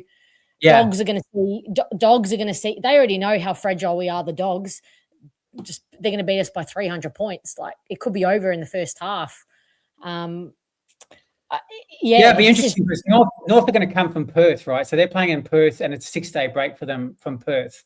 So, I mean, just somehow we've got to get running. We've just got to get running. We've got to run them to try and get something going while they're coming back from Perth.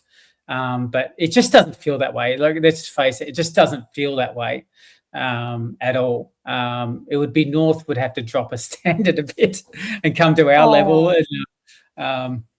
Right now, West Coast could go in undermanned, one less player, and beat us. That's how I feel. And I know that's doom and gloom. I'm so sorry, chat. But that's how I feel, that a VFL team could beat us. And I think it's a culmination as well from watching the VFL. I know you watched it too on Friday night. Same spirit. Exactly. It was disheartening. It was so disheartening to see. And I know it was Geelong. They played Geelong, who are a good outfit, and their quality in every, on every level up there. But I feel very disheartened. I'm struggling to see how this year is not already kind of gone past us. No, I've got that funny feeling content creators will be by around 6 this year will be all in draft. Content creators. Yeah. Oh my God! You know what? I might just not even. How about we just do a fan cams after like a Calder Cannons game or something, Yes. or I'll just do it. I'll do a review of the well, not even the VFL, like even that's going to be painful. I don't know.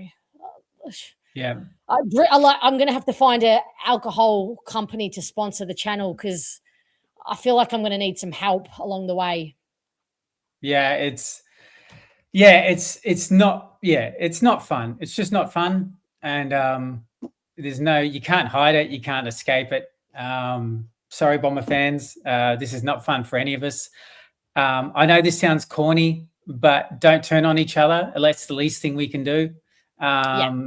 Because we're all equally hurting. We're all equally concerned. The media are going to try and go at us hammer and tong, and we deserve to, but don't let us get sucked into it by fighting with each other as well.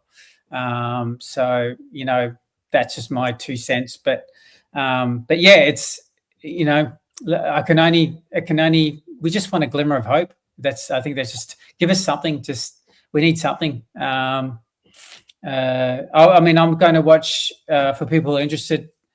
There may not be anymore, but there is a kind of a double header this Saturday. The VFL play during the day, kind of like a 2:00 game, and then we play North Melbourne, same team at night. So if you want to sit in the sun and watch Sullivan Roby and a few other guys go and just say and try and glimmer of some hope of the future, then go watch that. Watch a bit of community footy. But yeah, we can only hope that we can start to see any sort of signs coming through. But yeah, it's a tough one. It's a tough one, and I think we'd all love to be a fly on the wall of the hangar this week, of behind the scenes of what's going on. Because do you think they'll be going into like having a boardroom chat? Will the administration, will the powers that be pushing panic alerts yet? I suspect no, and I know that may surprise a few. I suspect no. I reckon they'll do like a quarterly kind of review after about round 5. I reckon so. Look, do I think there'll be a few chats to each other? And yeah, maybe, but look, I think they'll hold strong at the moment, and they probably should. I don't think any professional club should, after 2 games, lose the plot, and give, because you've got to show some stability. But I'm also sure they have their internal thoughts and internal concerns, and a few of them are talking about that, and things they can, I mean, they all should be talking about every little thing each person can do to help, and what So that would be my way of doing it. Like, how can everyone help? Do we need to look at the soft cap? Do we need change and development? What's going on? Like, do we need to address different things in our systems? Do we need to have a chat, have a barbecue with the senior players? What do we need to do? And I think just as long as the club's proactive and trying to do stuff. But I know that sounds painfully optimistic, and but I'm just trying to, I know everyone wants them to yell at each other and have a board meeting, and but that good clubs at round 2 don't do that. I'm just being honest. Geelong would never do that in their low True. times. True. They're gonna just respectfully have chats, talk it through. But no doubt, if this continued, this kind of form into round 6 and 7 and 8, sorry, there is a world, because you have to then ask, have we lost players? Like, have we actually? The thing that, as much as I loved Caddy's emotion and his frustration about how the team was performing, it does give me concern of guys who are on these 2 or 3 year contracts. What if it doesn't? How frustrated do you want them to be for the next 2 or 3 years, and then go, is the grass greener over here? Because I really want to win. And that's where the club's got to really be careful. And I worry that, the competition's becoming more and more tolerant to players leaving and having coffees with opposition coaches, and that's the way the competition is going, because the players want it that way, to simulate, what it is like in the US. So if that's the way it's going, the players are going to have less and less, issues with just jumping ship. So, yeah, I think it's a fair worry. I think Paz Master, this is from the press conference, I think, I'm going to assume, a journalist asked, so you don't feel like there might be a lack of desire to defend from some players at times? Brad Scott, I think it's part of it, because it would be ridiculous of me to say that's not the case. Okay, so we have some self-awareness there, guys. I'm going to call that a win. Somebody else said that, I think it was Annalise, was it? Who said, Annalise said, strong presser, in a good way or a bad way? Because last week's presser, I felt like I was watching a different language. I felt like I was watching my coach speak a different language. So expand on this for me. Okay. Yeah, and that it needs a bit of a strong, like he stuck up for the guys round 1. Let's not go crazy. But I think he needs to start talking about some senior players in a good way. So if he has gone strong, I think he needs to. And that may come at selection table too. I genuinely believe that, because you can't be strong and saying, oh, now I want him to see how he responds and respond. If they're not responding and they're constantly not doing that, because some of these guys weren't doing that last year, even when they were available. And that's my issue with some of the senior players. They've been inconsistent for quite a few years, and it's been frustration of many fans that some players get a pass far too easily over a young kid who may make a few mistakes, but I see a more intent. So I understand the balance of experience and youth is a really tricky one. I do get that.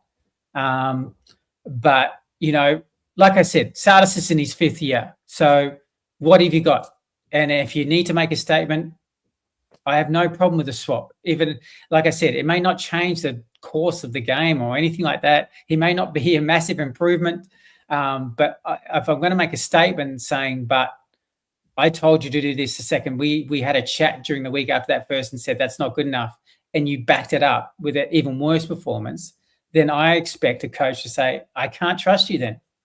And I need guys in my team I can trust. The main trust. thing you said, the main part of what you just said is that this is not just, they're not doing it after 2 games. This is after a big body of work from last year too. So we'll see how we go. I do think there is a little bit in giving them a chance to respond, but in a way, this was the week to respond, and it didn't happen against a team who is not tipped to finish anywhere near the top 10. So, all right, Scott, thank you so much for coming to keep me company.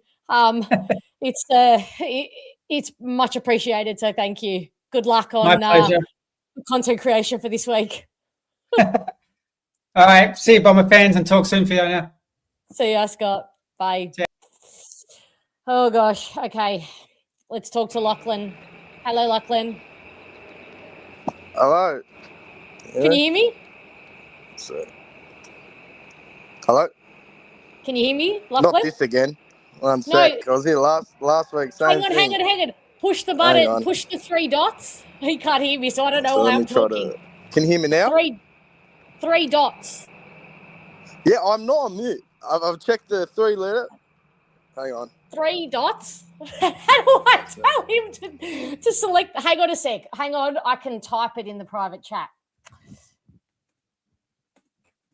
I don't know what's happening here. Look. Yeah, the 3 dots. Can you see the 3 dots?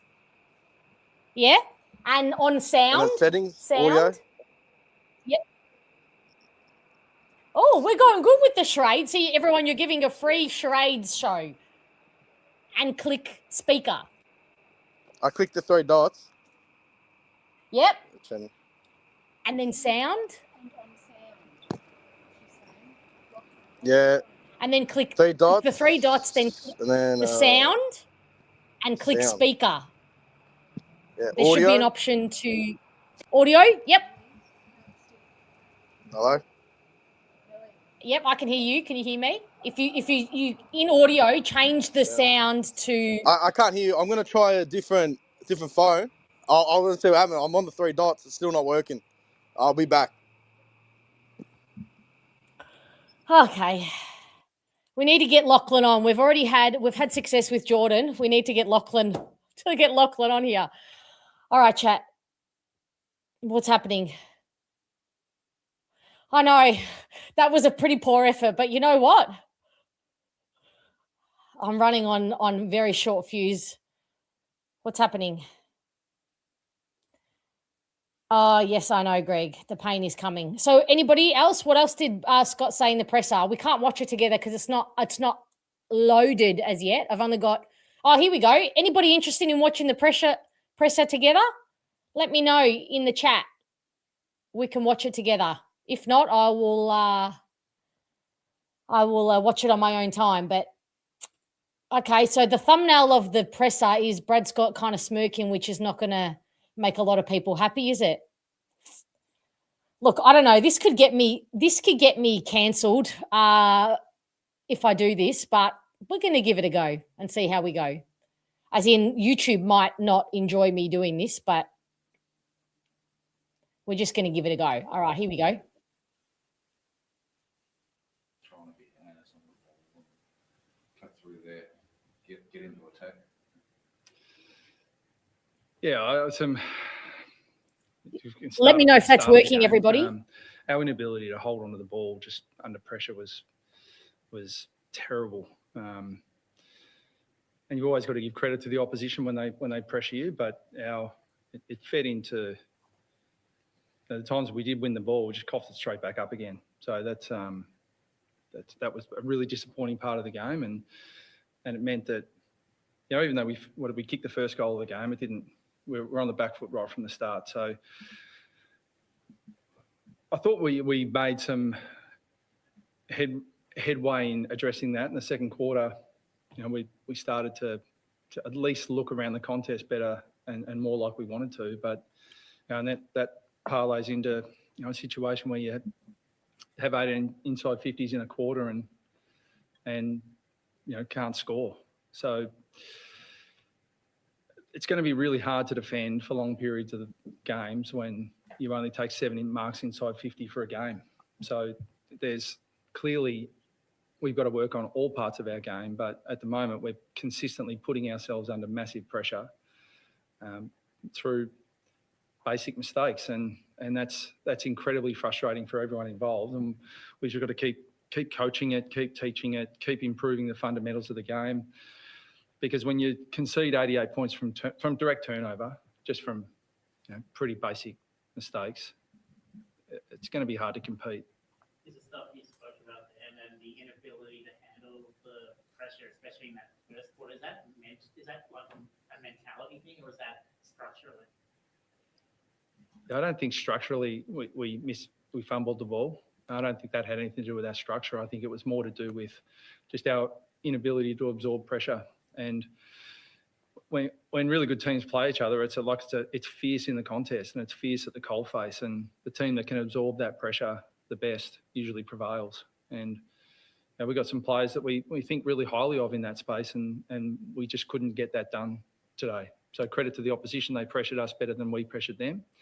Mind you, our pressure was non-existent.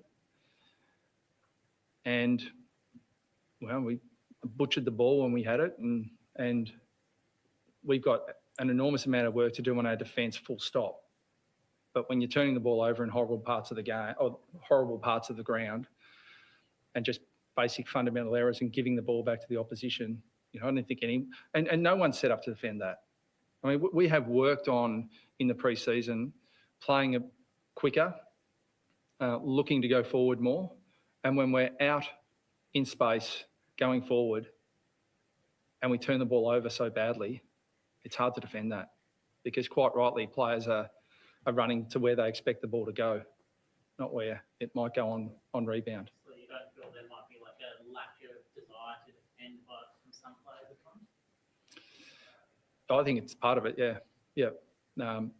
Because it'd be ridiculous for me to say that's not the case. You know, we're not hard-nosed enough in defence, full stop. That's just not defenders. That's all over the ground. What do you have to that on senior players to have more voice out there, do you think, or are you comfortable with the way that's playing? Hard to hear them from the coach's box, but it didn't look like there was a lot of, you know, look, I'm a coach who very rarely questions lack of effort, lack of fight. You know, because I think you know these guys well enough that they'll always give that, but there's no doubt we're demoralised, and that can appear to look like lack of effort, like lack of fight. But you know, and Nate Caddy's a terrific young man, and he's a great footballer. But well, you miss a goal from 3 metres out directly in front, like your team's demoralised, and it's my job as coach to keep them up, and we're working extremely hard at our club, and we've done a hell of a lot of work, you know, and probably on the surface, the way results have unfolded the first 2 weeks of the season, albeit only 2 weeks into the season, it appears we've taken at least a step back with the view to go forward. And we want to build a club and a culture that is based on team first. And we can't have selfishness, players who think about themselves. And we've done a lot of work to make sure we don't have that. But when things are really hard and you get demoralised, human nature is to think about yourself and what does this mean for me? And so we've got so much work to do in that space. On field, clearly, we've got a lot of work to do. The work we're doing off field is not translating into performances so far, but we knew the short term was going to be challenging, and it is going to be challenging.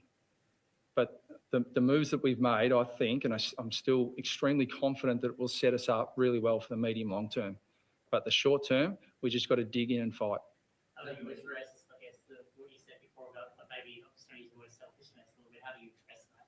And how do you stop that from happening in the future? Yeah, well, you unfortunately, if you're in this game long enough as a player and a coach, you develop a certain set of skills that enables you to work through those really difficult periods.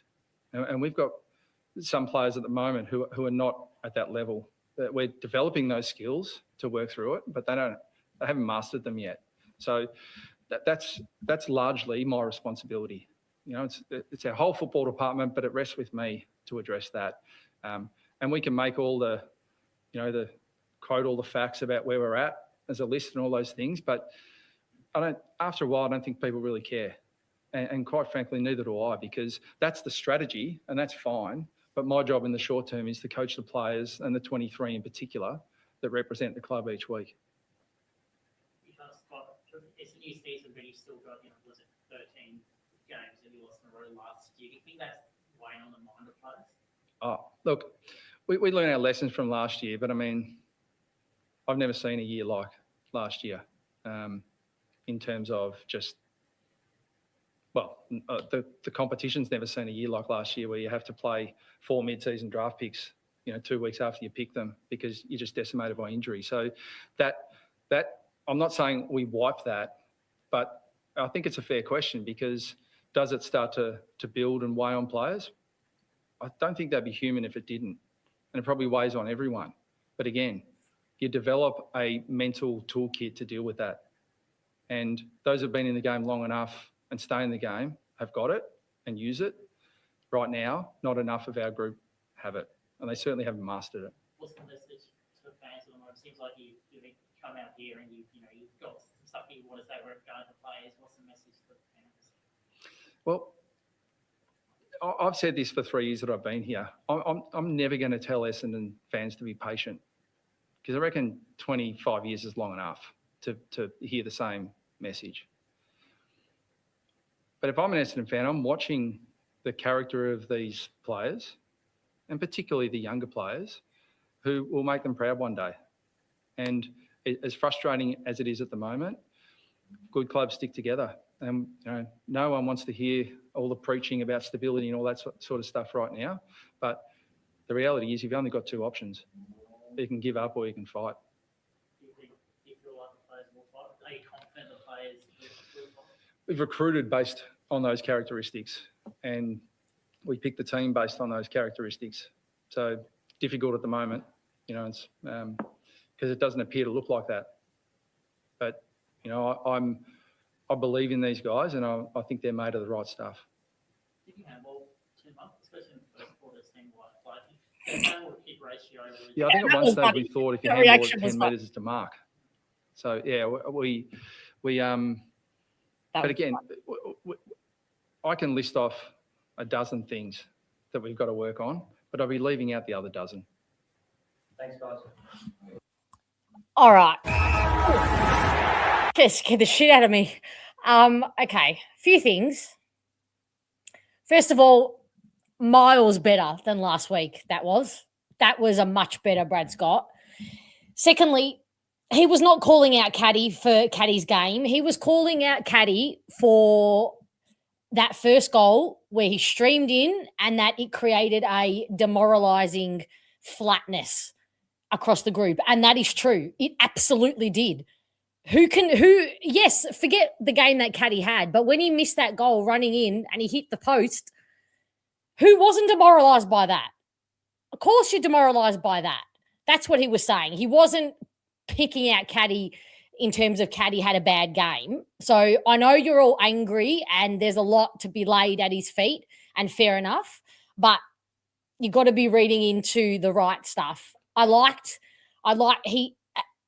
You can call him what he was, but he called himself out. He did. He said the buck stops with me. He said that. He also blamed the players as well, and they deserve blame as well. So now that you've called out the players, though, now is where, as Scooter said before, you've got to see some selection integrity. That's what I took from that. You can't be that fragile. Well, I just think not so much. It's just in the spirit of where the whole game had how the game had started. How much were we down by when Caddy missed that goal? It was already doom and gloom, and Caddy missing that goal was demoralising. And I think that's a fair assessment. I think there's a lot going wrong, but yeah, you can't be. Yeah, I agree. I thought he was very accountable. I don't think he's verbalized that verbatim in terms of the buck stops with me, I'm the coach. I thought that was pretty self-aware. That's not to say that he's the right man. Don't misinterpret what I'm saying. I'm just saying that press conference was miles better than it was last week, because last week concerned me. Hello, Sandra. How are you? Essendon like Carlton. Their heads beat them. Yeah. Mentally fragile. Resilience. This is why I talk to you about mental resilience, everybody. Yep. All right, let's talk to Lachlan, please. Lachlan, can you hear me? Yes, I can hear you. Can you hear me? Oh, hallelujah. There you go. Finally. Do you know what I was trying to say? So we had Jordan, who this happened to as well. We had him on earlier. He couldn't hear me, but he clicked the three dots, and then he went to audio, and apparently he changed something. So anyway, forget that. He's over mine now as well. He's my cousin. So we watched the game together. Yeah. So did he bring you some Chinese at least? Yeah. We brought me some Chinese. I'm at least it's a bit better now. Yeah, 100%. Oh, good. How'd you see it, Lachlan? Oh, you know what? I was actually a bit optimistic today. I thought, Port Adelaide, that they shouldn't be smashing us. Let's see how we play. This is a real, okay, we struggle against Hawthorn. It is what it is, okay? They're probably going to make finals, they'll contend. Yeah, they have a weak midfield, but they're still a good team. Yeah? True. So I was thinking, all right, let's see how we go against Port. But what I saw was just the lack of effort. I don't know if it was like I saw a play where Parrish didn't even want to chase anyone. Their heads were down when we were down. Like, I know we're down and, the game's out of the, we have no chance to win, but it's still, you play for the badge, you got to put 100% effort. And I saw a lot of these uncontested marks. So I saw us sit back a little bit. We're playing in a zone. So we're letting them have the short kick.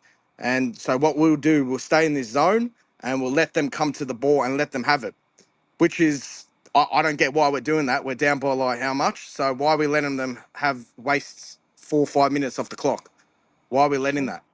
And I saw that and I'm just like, what is that? Is it the players just tired and saying, let's give them the ball? Is that a system?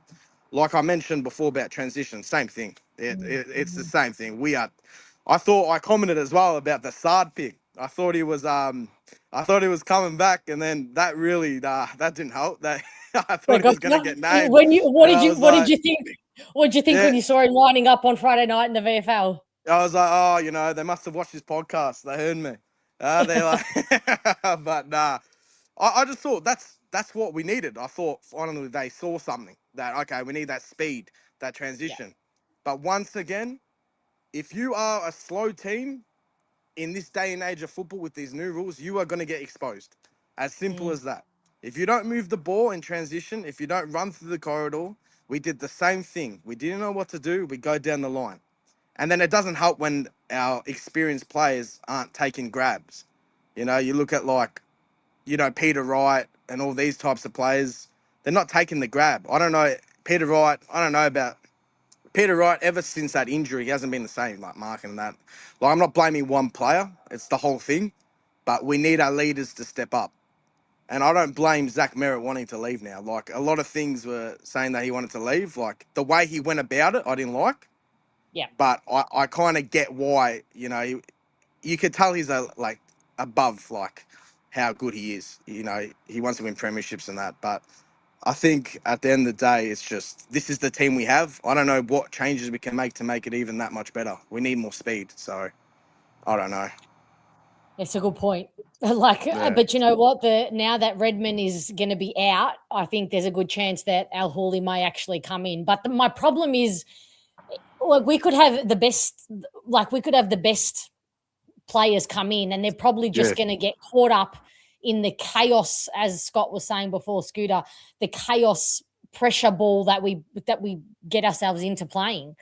I don't know, as you say, I don't think one player is going to come in and make any of the difference. Chat, please, a score update. Are you telling me West Coast are beating North? Oh God. No. Okay. There you go. Anyway, there you go. That might give us some hope actually for next week. Bounce back game for him. Of course we. Oh my God, we're getting all the teams. We're getting all the teams on the rebound on needing to respond. Yeah, we don't respond, but other teams will. We don't respond. We won't respond. So we're the only team that doesn't respond. Oh God. No, but you make a good point. Not one player is going to come in and change anything. At the end of the day, whatever team we put out there, they're going to struggle. I don't know. I'm trying to give hope to Brad Scott. Like, I'm trying to give him, time to think. But can I be honest? I'm going to say how it is. I think enough's enough soon. Honestly, as an Essendon fan, us Essendon fans, we've struggled for so long now. It's like we're supposed to be one of the biggest teams in the AFL, have been. And we still are. Our name's big. But right now, we're not even relevant anymore. Essendon Football Club, not relevant. So enough's enough. If this was any other team that was high up in the ladder, the coach would not last. They will be gone already. And I know at the end of the day, you give coaches time, but we've given him time. Like, I'm not saying it's just him. It could be the players as well. It's a mixture of everything. But how I saw the players react, it's like they don't want to play for him. Heads down, like some individuals, they want to put in 100%, but you can see some they're just over it. And like, I don't know, what do you see in that? Do you think that it's like you can see the effort down, or is it just? Yeah, it's hard. I know, and I know Brad Scott just said, it's not lack of effort, and it could look like lack of effort, but it's really being demoralized. Yeah. I don't know how to not, like, my eyes are telling me one thing, but then I'm hearing that. It looks like a lack of competitive fire to me. Let's say not effort. Let's call it competitive fire. And I believe that every single player should have competitive fire. And I think we have too many of our older group who lack that competitive fire. Chat, here on in, Bomber Banter members and fans, from here on in, we're calling it competitive fire because that makes more sense. Yeah, it does. Because, it's hard to think that they're just going out and consciously choosing not to put in effort. So, I think we have way too many of the older players who maybe are just comfortable just going out there and just plodding. But I want to see them with the fire.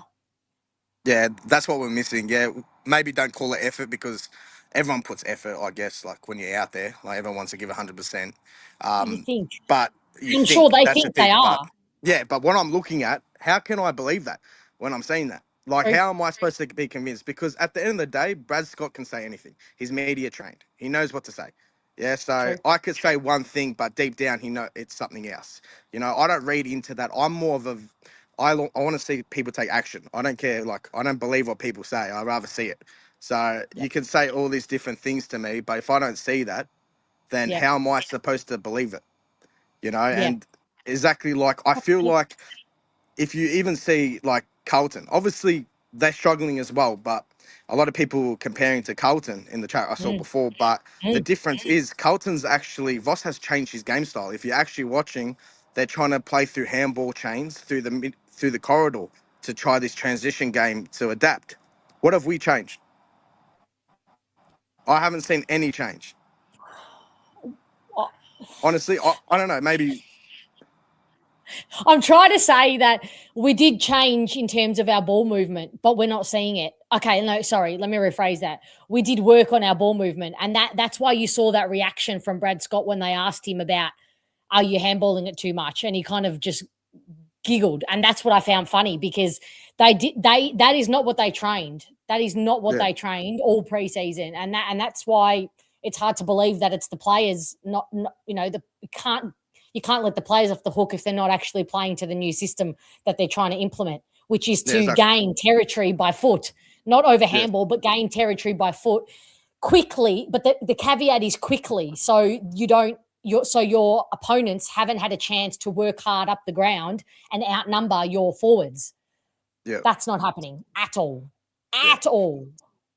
Yeah, it's like it's a bit of maybe it's the class. Maybe you see the teams like you see Bulldogs. They're doing this amazing. He's going through that middle of the corridor with Ed Richards, you know, having these players that can hit targets on the lead. You know, you see these half forwards pushing up into the midfield, trying to make chaos in the midfield for turnovers. I think maybe we don't have that players and we just got to accept it. We don't. We don't have the players at all. And we've got to maybe just accept that maybe we don't have these players and, okay, we're at a rebuild stage. We got the players what we can, and let's try to change it up different. We can't be just, okay, this is not working. Let's keep trying to do it. It's obvious we're getting exposed. We're getting smashed. And like, we need to accept it as Essendon fans that we're not what we want to be, and it's going to be a long time. And it's, you know, and maybe just have some Chinese guys after every game to feel better because this is going to be a long. You know what? When I'm done here tonight, Lachlan, I'm getting on Uber Eats and I'm ordering some Chinese. Or maybe next time. Are you in Melbourne? Yeah, Melbourne. Yeah, Melbourne. Okay, maybe next time you just do the Uber Eats and save me the trip and just drop some at my door, right? There you go, done. We can all cry. Yeah, we can all cry together as Essendon fans. Exactly right. All right, Lachlan. Thank you so much. You're getting lots of love in the chat. I'm so glad we got past our audio issues. Now you're right to go for the rest of the year. Yep, understand. I'll speak to you next week, guys. All right. Thanks, Lachlan. Right. Catch ya. Bye. See ya. Bye. I mean, can I please have a score update, please? Are West Coast going to win this game? I don't know does this make it better or worse for us? A part of me feels like I feel vindicated in my thoughts that everyone thought that Kangaroos were fixed and they're going to win finals last week and they're the new becoming of Christ. And so this makes me feel better in that regard, that because I did say, don't worry, Melbourne's big loss is coming. Check. I said Kangaroos' loss is coming. Semi-check. How long have we got to go? And a score update, please, everybody. Please. Yeah, we do need an exorcism or something of the sort. Yes, thank you, Taz. Welcome. Thank you. Love having you on board. Appreciate you. Up by 18 points. How? 10 minutes to go in the entire game or in like one of the quarters? I mean, I kind of love this for West Coast, but also how embarrassing because we're not going to even beat West Coast. Wow.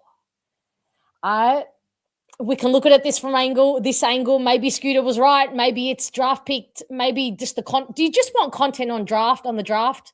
Do I have to change gears, guys? Or do you guys need this for therapy?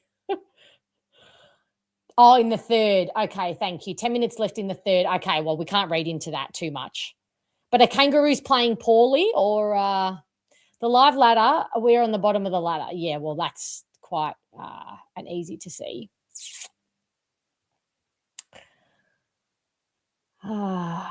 Paz, you need a simple game plan for youth like what Hawks did, kick and spread. Yeah. I think there's also a case of trying to have this modern game plan and trying to maybe we overcorrected. I'm trying, guys. All right, Noel, what you got? That's what we do. The game is called football. The game is called football. You get ball, you put on foot, you pass it. Ball goes 30 metres, 40 metres down the other end of the ground, and pressure is on their defence. Umpires pay free kicks for a fingernail on your back if you're a forward. How about we use our knockers and stop freaking handballing? It was painful to watch. There was a moment in the first quarter, he handballs to Reed, who's under the pressure, kicks the ball out in the full. When Fiorini was 25 metres in the clear, all he had to do was kick the freaking ball. I'm so sick of it. Handball, man. Sorry, had to get it out. That's all I did when I was watching the match. I couldn't believe it. First thing Langford wants to do, he gets the ball, goes, oh, I'll handball it. Ruckman standing there. How many times did they handball to a bloke? And what's his name? Ewan, not one kick. Ewan did not have one kick. Did he really? I mean, that's not... all handballs. All handballs. I'm looking at Zach Johnson. How many kicks did he have? I'm gonna cry. I'm gonna hang up the fan cams right now if he had more handballs than kicks. No, he didn't. Oh, he had no kicks. He had no kicks at all. I checked the stats. He had 9 or 10 possessions. They were all handballs. Most of them were good, to be honest. Mm-hmm. But Roberts was the only one kicking the ball. He did have 0 kicks. Newen had 0 kicks, 14 disposals, 14 handballs. 14 handballs. I mean, I know he's not. His game is not. He's not. They don't give him the license to kick like they give a Johnson, but no. But he's a pretty good kicker, the footy. But Roberts and Johnson both kicked very well on most occasions. Yeah, how Caddy could miss that goal, really? Come on. The only decent bit of play we showed the whole game, running to an open goal, and you hit the post from there. Haven't seen that since Harrison Jones. Now, all you guys wanting to sack the coach and make changes, who comes in? Who comes in? We've got nothing. We lost our ruckman in the VFL, so now we're down to no ruckman because Vicini got injured. Farrow's too young. And there was a moment Farrow was going for the footing, brushed aside by a VFL reserves player. So he's going to get brushed aside by the big beeping, honking blokes in the VFL, in the AFL. And most of his possessions were from kickouts. So his stats were inflated anyway. But he looked all right. Sardis is bound to get a game. He had 17 possessions, didn't hit the target once. So he's guaranteed to get a game. He was as good as anybody else in the senior side. Because if he got 35 possessions, he can't get a game. But he had 17, so he played shit, so therefore he'll get in this week. I can't see how he can make any changes. We made one change to a 60-point loss last week. We made one change to the team. Who do we bring in? We've got no defenders. Ridley will play reserve. I don't think Jerian played okay, but he's not ready yet. I don't think Barrow's ready yet. So who do we play? Who do we bring in? Sardal Hawley, you'd think would come in for Redmond. But he's been tried before. I haven't had the heart to say it because I'm already gut wrenched as it is. But Sharp is obviously not going to play. So you'd think maybe Gresham, they'll just go smaller and bring Gresham in because Gresham played very well when he went into the middle, but also that makes me cringe as well. So bringing in the same old ones that have failed us every other time. That's what we'll do. He'll make no changes. He'll drop the young kids. He'll be forced to make 2 changes because Redmond won't play and Sharp won't play, and he'll bring in 2 old farts who failed before. That's all. Because Sardal Hill has been tried. And they either underuse him or he just isn't good enough, whatever the case may be. But we'll just keep trying. We'll bring in Gresham again. Perkins will get another game. Pryor will get another game. They won't make any changes. Oh, all these people saying, let's drop Parrish. They're never going to do that. You're not going to pay Parrish $1 million, whatever he's getting paid to sit in the reserves and get 150 possessions. That's not going to. How's it going to get any better? If he goes in there, he should be a class above everybody in the VFL, get 45 possessions, and be back in the next week. They don't learn anything. I say don't play them. If you're going to, just don't play them at all. You're out for the week. Have a day off, train. No reserves, nothing. Just play. Just do nothing for a week, and you don't get paid either. Because I reckon if you hit these blokes with not getting paid, if I didn't do my job properly, I'm out the door. I'm out the door. So why are we paying you $100,000 or whatever it is? Because they can walk around, like someone said in the comments, walk around and go, oh, I got my 200 games of AFL. I did quite well. I got my mum a house. I got myself a house. I did okay for myself. You know, who cares about playing in premierships? I played AFL. I brag about being in a movie with Meryl Streep. Doesn't make me a famous actor, but I was in a movie with Meryl Streep. For something I could hold my hat on. Were you really? Or did you just make that up? I was in Evil Angels. That movie. Hang on, now I don't know if you're making this up. No, I was there was a movie called Evil Angels about the Azaria Chamberlain story. And how long ago was this? Well, it was years and years ago when they did that movie about, because Sam Neill was in it and Reg Gorman and a whole bunch of, and I had a little bit part in it, but I was in it. I was in a movie with Rachel Griffith. I've been in movies with famous people, but you know, does it make me a famous actor? I'm sorry, I took you off track there. You were on a roll there, but I had to confirm whether that was true. I did like the analogy. You were going somewhere. Yeah, because I mean, the whole thing is they're all sitting there making their senior players are the ones that are the problem. All the enthusiasm was coming from the young blokes. We saw that, and everyone else has made the same comment because they want to be successful. Young blokes are keen to impress. I don't have to impress if I've got my $100,000 a week paycheck coming in. I don't have to impress. I'm already in. I'm not going to get dropped. I'm guaranteed 20 games a year as long as I don't get injured. You know, and that's half your problem. So yeah, we can all talk about Brad Scott. He was looking at during the quarter they showed him in the box. As befuddled as we were about handballing, I'm sure that's not part of his game plan. I'm sure he hasn't said handball to the guy's ankles. Make sure you handball to the guy with 3 blokes on him. Oh, when you get the ball, bomb it down there with the bloke who's got 5 guys on top of him. That's not the game plan he's made. They're just either not listening or they're too stupid to do it. And I reckon it's the second one. They're too stupid. You got players complaining now being called a crybaby. Patrick Voss having a go at someone. Oh, a crybaby. Well, maybe you are. And maybe you should learn to toughen up and play for the jumper. But that they don't. And that's the problem. They don't care about their footy club. They just care about what this is. Moolah, moolah, moolah.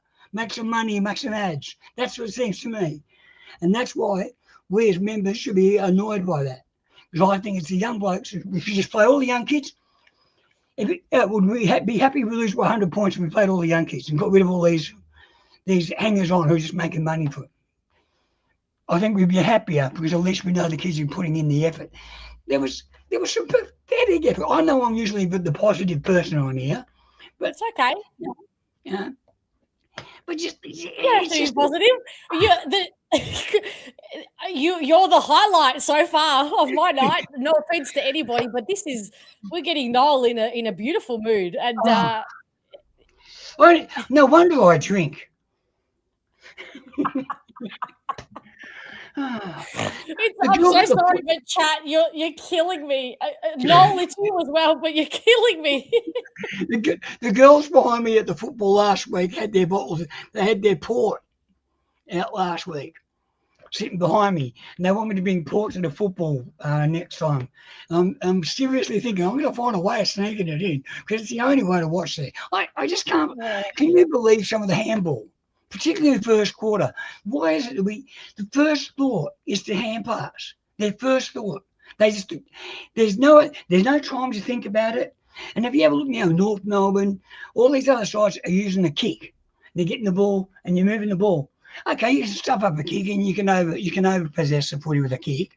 But at least it's 40 or 50 metres down the field and you've got a chance. And 9 times out of 10, the opposition isn't ready. They all know. Oh, we'll just all play back. They're going to handball. We'll just play back. Yeah. But now it's a case of all we have to do is close space. Like the Port players knew to come off their opponents and double and close space on the Essendon ball carrier because they knew all they had to do was perceive pressure and close space and pressure us a little bit, and we're going to handball to a stationary player, yeah, like a hot potato.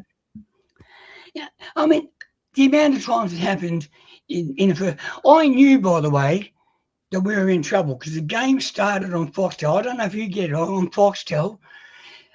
It only ever happens on the Fox Footy. The game pauses for no apparent reason. I can watch anything else. I can change the channel, and the TV's working fine. It not only paused, it actually went off. My Foxtel went off in the opening 32 seconds of the game. My Foxtel dropped out completely and then came back again. I knew we were done.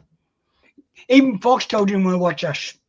Even Fox, I was going to say, no, you've lost me. I don't know where that story's going. But even my TV didn't want. Oh, you're not watching this shit again, are you? Surely you can watch some depressing movie about some kid with cancer rather than watching this shit. Foxtel was trying to do you a favor, Noel, and you were just like, "Nah, I'm gonna ignore the signs." I'm gonna suffer through it because, look, to me, I mean, comparing us to Carlton, no, they've had Coleman medalists and Brownlow medalists, and they're just shit. But we are crap. But we've got a chance to be better because we've got some kids there that can play. I would predict that we won't sack the coach unless we haven't won a game after 6 rounds. What? Say that again. I missed that. Yeah, sorry, Tommy. If we're 0-6, you and Doon from Scotland. Hey, Doon, if you're still here, Tommy's in the UK, and he's the one who was telling me of that. Lots of Scottish people. And that AFL, I'm absolutely losing my mind. What am I trying to say? I'm trying to say that AFL is big in the UK and Scotland. That's what I'm trying to say. Tom is the one who told me that, but I apologise that both of you had to wake up so early to watch that absolute horrific car crash. He was talking about the competition. There's a competition, an AFL competition in the UK. The Essendon Bombers had to change their name because it sounded like a terrorist organisation. So they're called the Redbacks over there, apparently. The Essendon, the Belfast Bombers. What the hell? Ireland. Does this blow anybody else's mind? I can't compute that. I feel like Tom is lying to me, but I don't think he'd do that to me. Yeah, it's also quite big in the US as well. There's I think there's about 50 teams in the US play AFL. Just with Mason Cox's brother, and we had a girl from Canada come over and play in the AFLW for a while for us. Yeah, so it's a growing sport, but it's sort of a novelty sport. I don't know about the UK, but certainly a novelty sport in the US. No. Okay. You know I love Perkins. No. Buckle up. Did he get a goal again this week? I mean, he kicked a goal late in the game, didn't he? No goals. But okay, look in the first quarter, 3 times. No, he did get a goal. He did get a goal. Excuse me. Yeah, nine disposals, 1 goal, 2 marks. Yeah, he got a goal in the last quarter. But 3 times in the first quarter they kicked to Perkins, and he's on Aaliyah. That's how stupid they were. Kick the ball low. They're kicking it up here, just trying to outmark Aaliyah. 3 times they did it to him. So it was not necessarily his fault. Okay, he played in the out. He wasn't the worst player. He wasn't the worst. There were worse than that. McGrath can't. McGrath, can he actually kick the footy? Every time he gets the ball, he wants to handball.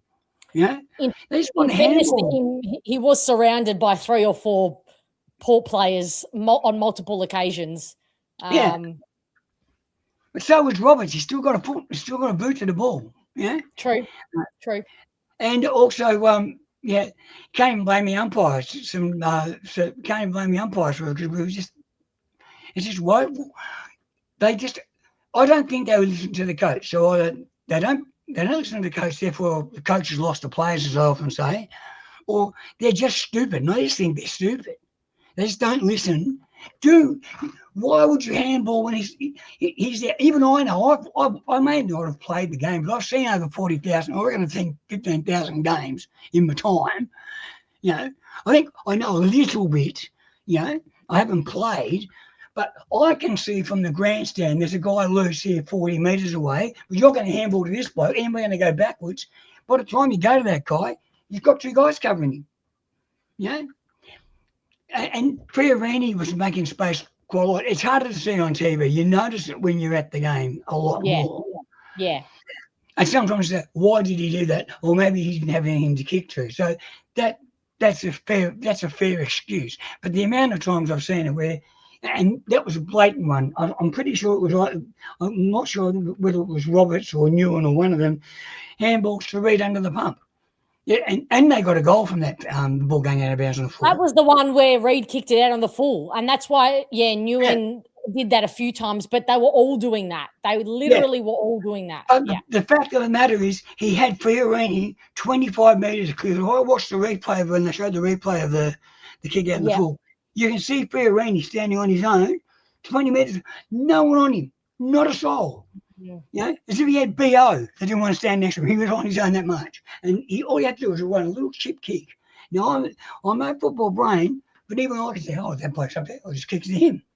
And when we did that a couple of times in the third quarter, and we moved the ball, we look all right.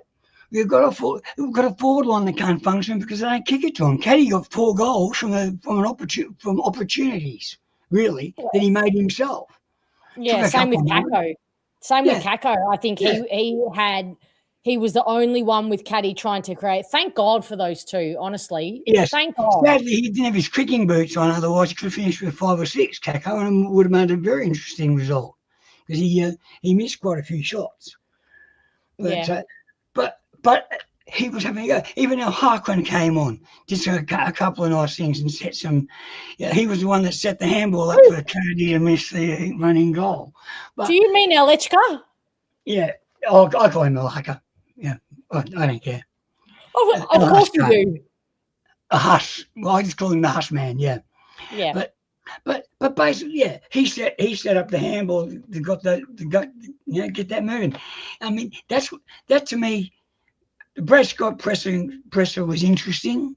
Take some of the blame, but the first thing I'll be saying is we do nothing but kick all day, all training.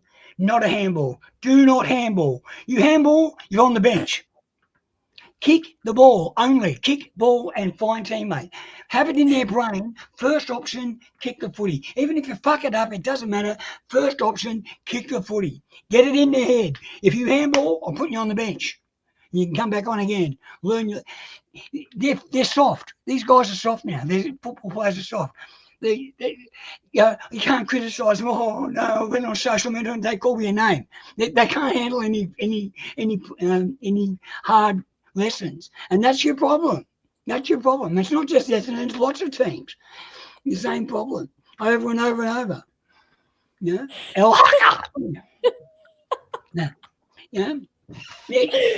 sorry, I've moved into delirium here. I don't know why that made me laugh so much. Have I had too much coffee? What is it? Coffee? Is it alcohol? Is it a combination of the two? What is it? Alcohol yet? Yeah, we'll have that later. Too much coffee, too much chocolate and lollies, I think. But no, this Sunday afternoon games. I think that's what it is. It's a weird. Look. Now there was a question I wanted to ask you, so I'm going to. All right, quickly before you go. I want to bring the mood back down again, back down to some sensibility. Oh, no. I don't know if I've ever asked you how you actually became an Essendon supporter. Me? Has that ever been asked to you?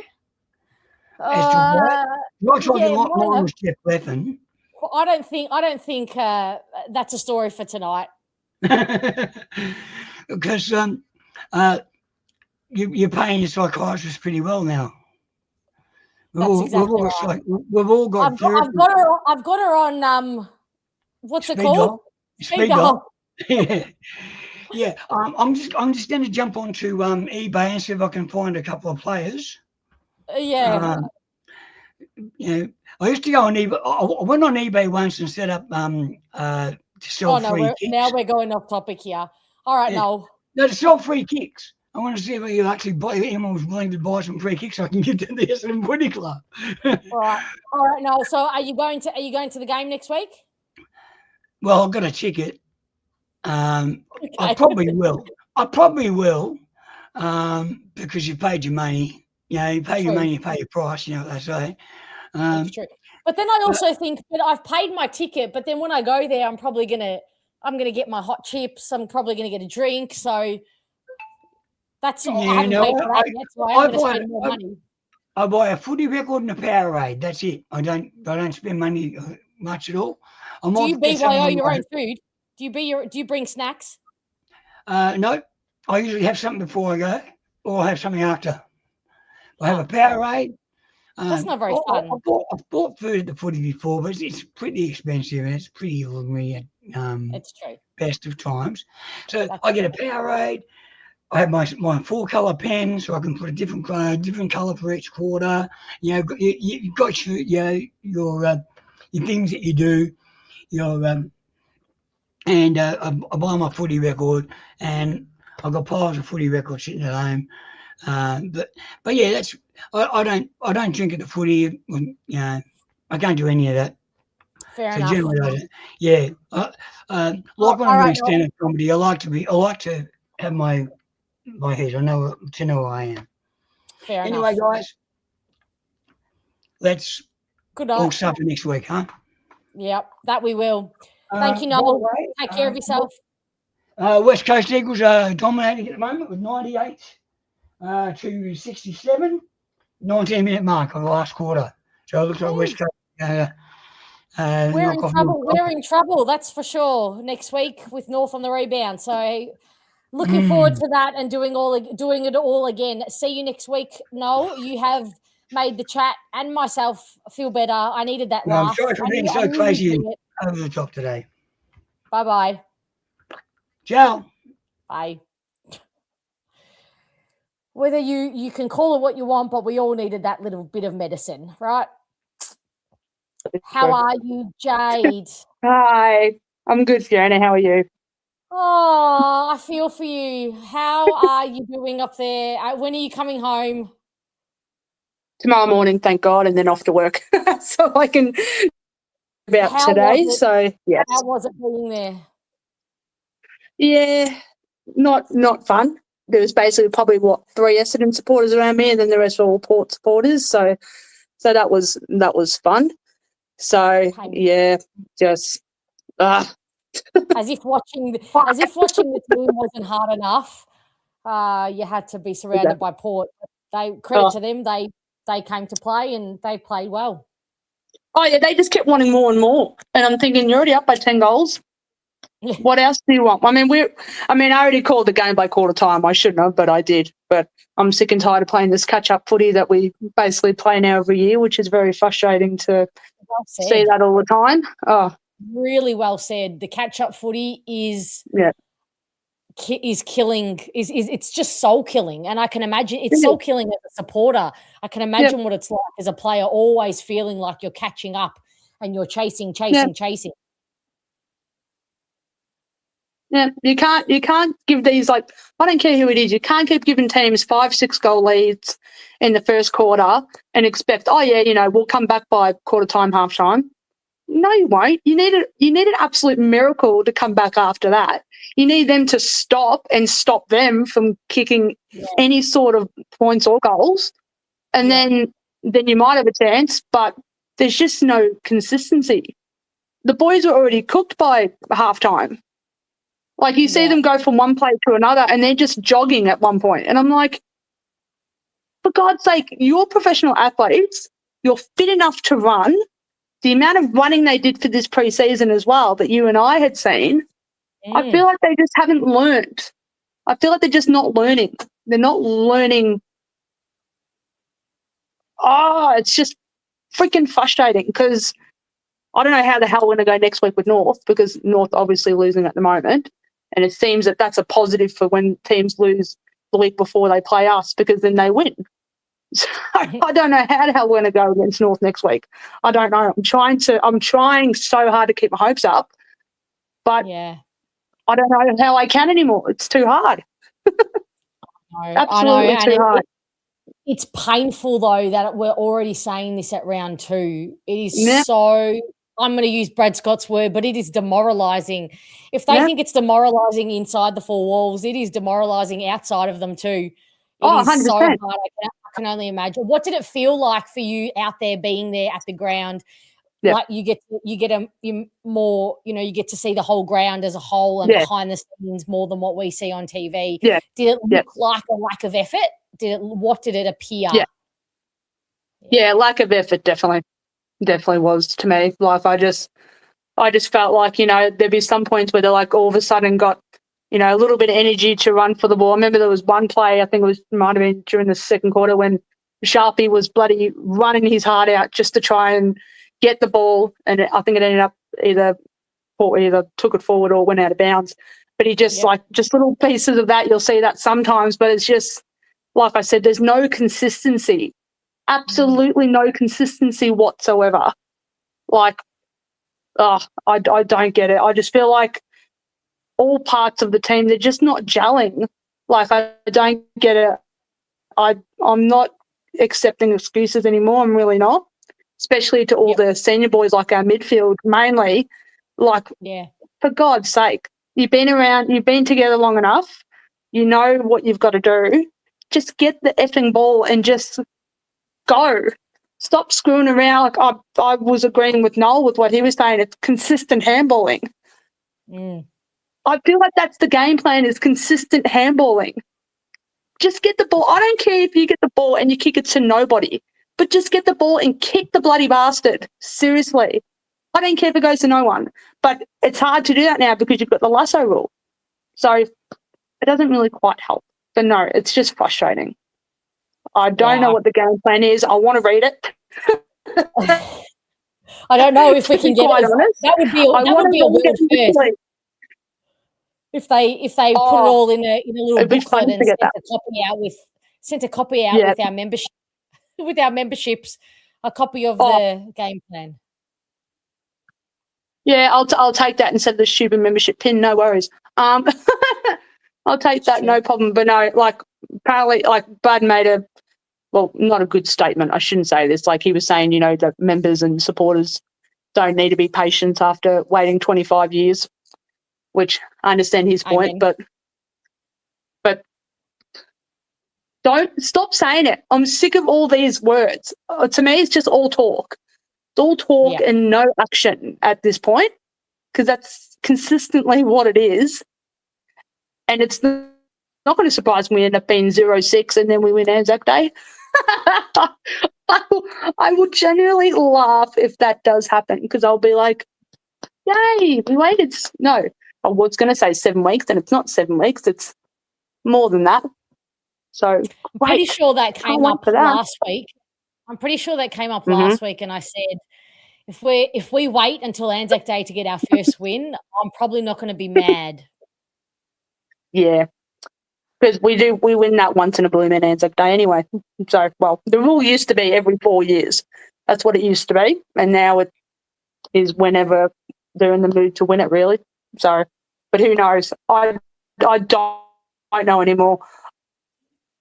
I feel completely lost because I put so much hope into this team from pre-season, because you and I were doing the same thing. We went to pre-season, we watched them train, they got better, they looked better. And then to come out against Hawthorn last week was just shocking. But I felt like today's game was just 10 times worse. 10 times worse to me. I feel like we're going backwards. I don't know how we can keep going backwards when we need to keep going forward. Like, there's training for a reason. Train, and then what you're training, work it in your game plan. But I don't understand why there's no consistency. I just don't get it anymore. I'm so confused. My poor brain can't function it, to be honest. I cannot function it. I'm confused as well, very confused. And I don't know what the answer is. I don't think it's black and white personally, but anyway, safe travels home, Jade. Get a good night's sleep. And thank you. I'll see you during the week anyway. That's the plan. See ya. Yeah, definitely indeed. Thanks, guys. See you later. Good night. Oh, no. Are they really? Okay, what will that do to the psyche if they actually win this game? Are West Coast very bad or are Kangaroos very good? Interesting. Hello, Andrew.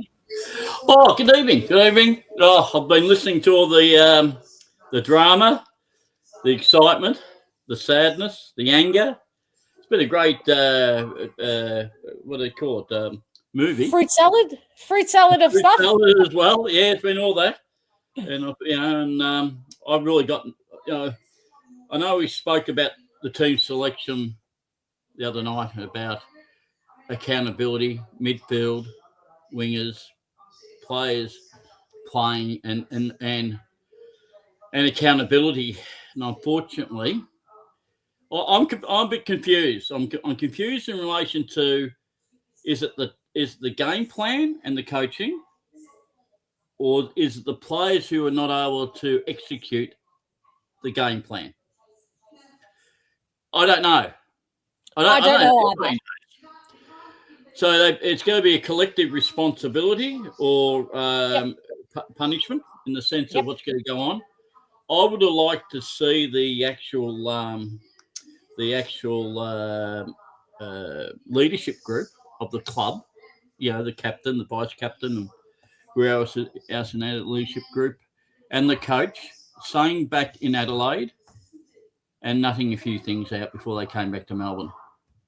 I think it's that critical now that this is not just about win-loss games for Essendon and how we're approaching North Melbourne or the other games. This is about the future of the club in the sense of the next generation of supporters.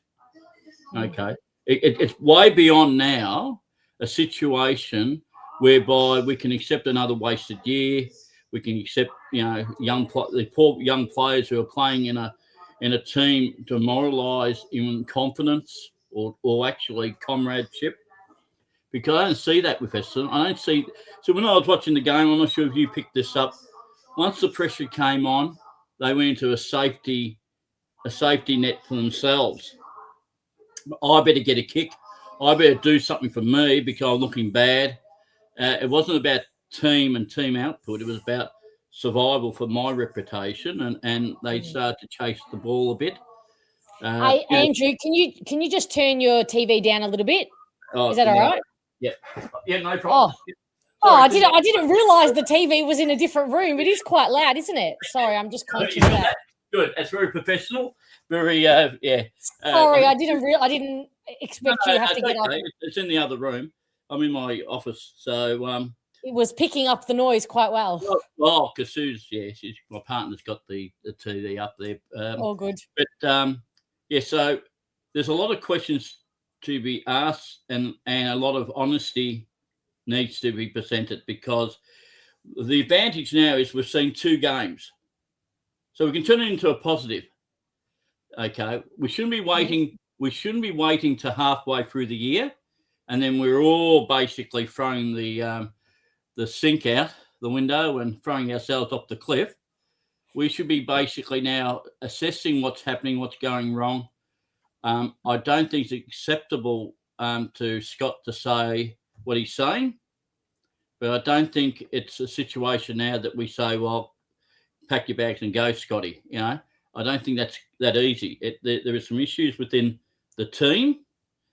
Are they, as we keep on saying, have we overrated some of our top players on our list? Well, Langford today, I don't want to be pointing the finger at all these players, but I'm going to single out Langford. Did he get a kick in the first half? Doubt it. Yeah. Now, he's supposed to be a leader 2 weeks in a row. Yeah, it really doesn't matter.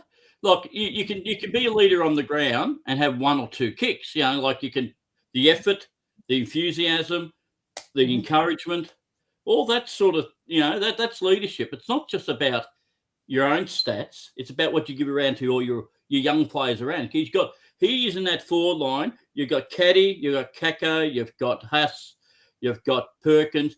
Although Perkins play 100 games, but he's still young. Yeah.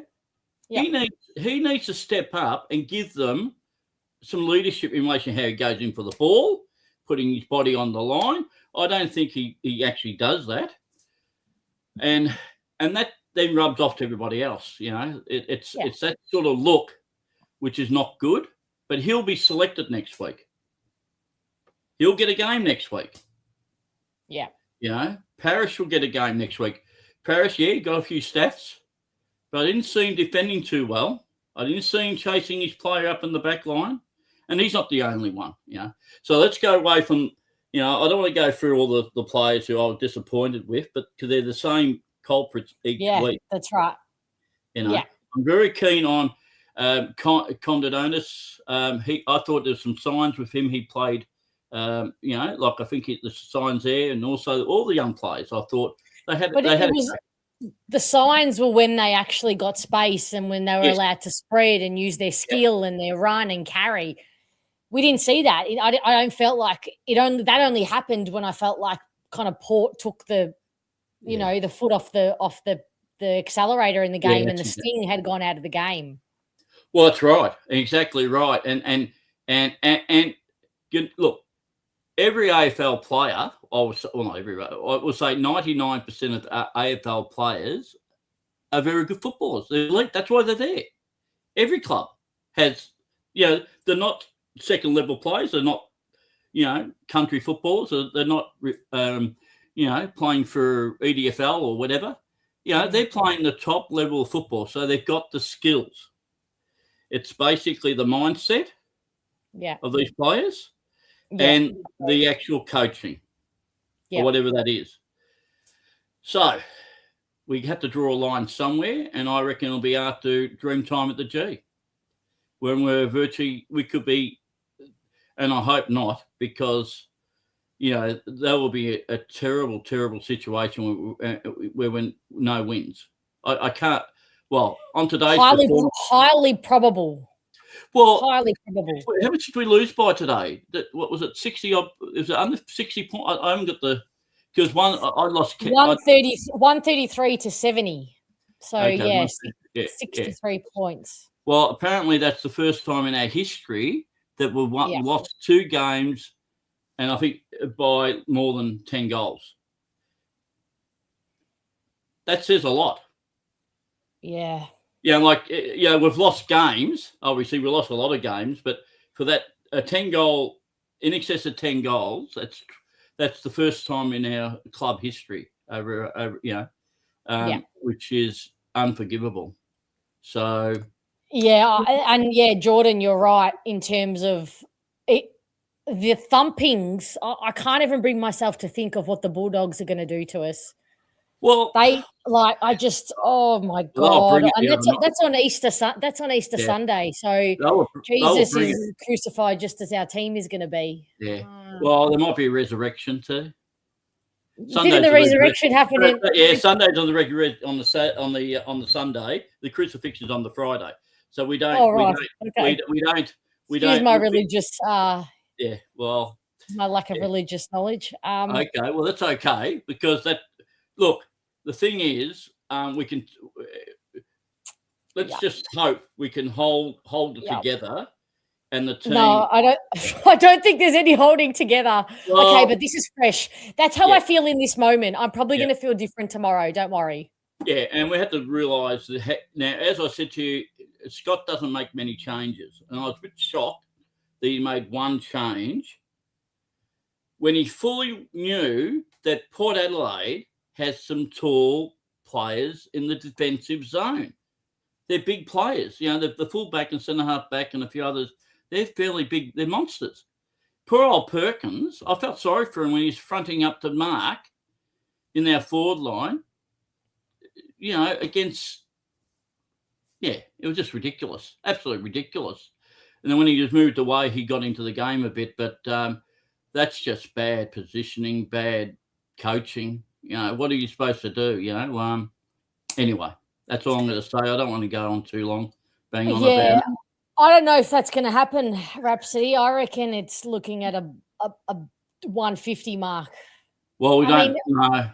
But Shaky, have you seen that little limp bunny? That little limp bunny was $12 at full price. $12. It's this big. Yeah, they've gone very dear chocolates, haven't they? I could eat that in one blink. Like, But, I'm eating that on the way home from the supermarket. $12.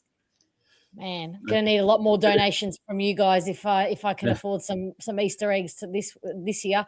Andrew, I feel your pain. I feel your pain. But who would you bring in? Would you bring anybody? How can we, after reserves were just, not very I good? think, well, we're going to have 2 forced changes. Yep. We're going to have 2 forced changes, and I think that'll be the only changes. I truly do think that, because, pardon me, taking Redmond out, he's already taking 150 games of experience out of the team, and we have no choice but to bring Sardal Hooley in. You can't bring in another kid. Would be frivolous to this plan. Whatever the plan is, it would just be silly. And then for Sharp, I think you bring Gresham in. I do, because again, just some experience, not because he's earned it necessarily, or I honestly think they're not going to make more than those 2 changes. I mean, they might shock us, but I don't know. That will be a shock if they made more than 2 changes. But the thing of on the ground, we have to do something. Again, I think Caddy, when he's allowed to roam around that forward line, he looks very dangerous. So we need to fix up some support for him so he can do that. Someone needs to step in, and that's why I like May in the side, because I think May gave him that sort of that sort of player. I'm not sure if May's up to it yet.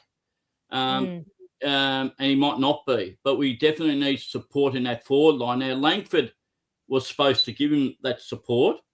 So was Wright. Why are they not just being very good decoys? One of them, both of them. Well, I think Wright might need to play up a bit. Again, his form this year has been pretty ordinary. Did okay when he went into the ruck a bit, when he moved away from the forward line. The ball delivery doesn't help either, the way the ball's coming in again. Like, I think we got slaughtered in the marking contest, right? We did, and Alir alone by himself took more marks than 1, 2, 3, 4, 5, 6, 7, 8, 9, 10, 11, 12, 13, 14 players combined. Yeah. Oh, God. Yeah, and our wingers got fresh today too, didn't they? Our wingers were way below where they should have been. Ferrarini and what's his name, the other winger, Dersma. Dersma had a very disappointing game. Very disappointing. Yeah. So they were down. Uncharacteristic. Well, again, move them. Well, look, there's nothing in the laws of the game where you can't move players around the ground in different positions. If he's getting beaten on the wing, put him on the halfback flank. If Ferrarini, again, maybe put him in the back pocket, bring McGrath down forward. It's a good Newen, point. It's a good point that TL makes, Andrew. The wingers have to try to cover for the other 16 players being out of position. It's a good point. And I did feel like Fiorini was doing this a little bit. I don't know about Dersma. Maybe I have to watch the replay, although why am I going to put myself through that replay? But I did feel like Fiorini was doing that. Look, I think you look at their cage running. Yeah. Look, they would virtually all they came off spent. Okay, because they were chasing all day. Yeah, they were. A lot of them. Yeah. So it's not the issue about them running up and where they're doing, but it's virtually how can they pick the ball to like in the last quarter, I think it was about 5, 6, 7 kicks where we were nowhere near them. They just chipped it around. We are always 5 meters off every player. Off the player. But this shouldn't be happening in the first quarter. When the first ball is bouncing, we shouldn't be 5 meters off. The midfielders shouldn't be 5 meters off a Willem Drew. No. It shouldn't be happening. So we need to work out why that's occurring. Is it just lack of concentration? Is it them hoping a mistake's made and then they rebound? Is it? I think there's something in that. Yeah. It's almost like the system is set up. It's win it at the contest. win it at the contest, and then nothing else. That's it. There's no. But you need players. But you also have to have a backup when you don't win at the contest as well. And I don't feel like the players have bought the midfielders, I should say, have bought into that potentially. I don't know. I feel like I'm going around in circles. But anyway, Andrew. Okay. Well, I'll let you go. I'll go because you probably got other people want to coming on as well, and we'll probably all say the same things, and we'll. I think so. And no way to sugarcoat this one, that's for sure. But we'll definitely see you during the week. Andrew. Well, okay, no problems. And I'm tipping. I'm tossing up about going to the game now. But, I'm not sure if I want to go. I could not stand North Melbourne beating us, which they should on form. I just can't just sit there and just watch us lose. I don't mind losing, but if we lose by 10 goals against them, I just. Yeah. Look, I really don't want to go to the game, but I will be going to the game. Yeah. I don't want to, but I will. So who is the fool in this equation? You're looking at her. But anyway. Yeah. Okay. Take care. You, Andrew. Good night. Bye-bye. Good night. Bye-bye. Bye. If this happens, the Artful Dodger, I will be leaving the country. That cannot happen. Oh, my goodness. Are they really? I mean, so happy for West Coast. Low-key happy for West Coast. And, anybody who's been kind of keeping an eye on it, actually, no, maybe I don't want you to answer this question because that means that you're kind of more watching the football, less watching the fan cams. But also that's okay too. No judgment whatsoever. Have North played bad, or has it been more that West Coast has played very good? I mean, yeah. But they, in fairness, don't they have 55 million first-round draft picks? They've been going at this a while. I know Clarkson is only 5 years in. They've been going at this a while.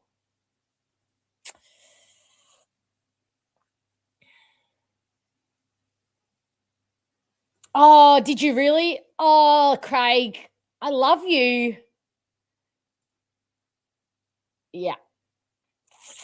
North fell in Carlton's halftime slumber. Oh, yes. No, North have played okay. Okay, so both have played okay then. Good on them. Both teams playing with passion and enthusiasm. What's that look like? It's funny. Lamb, North have been in full rebuild for 6 years. We have been in rebuild for 1. Yeah.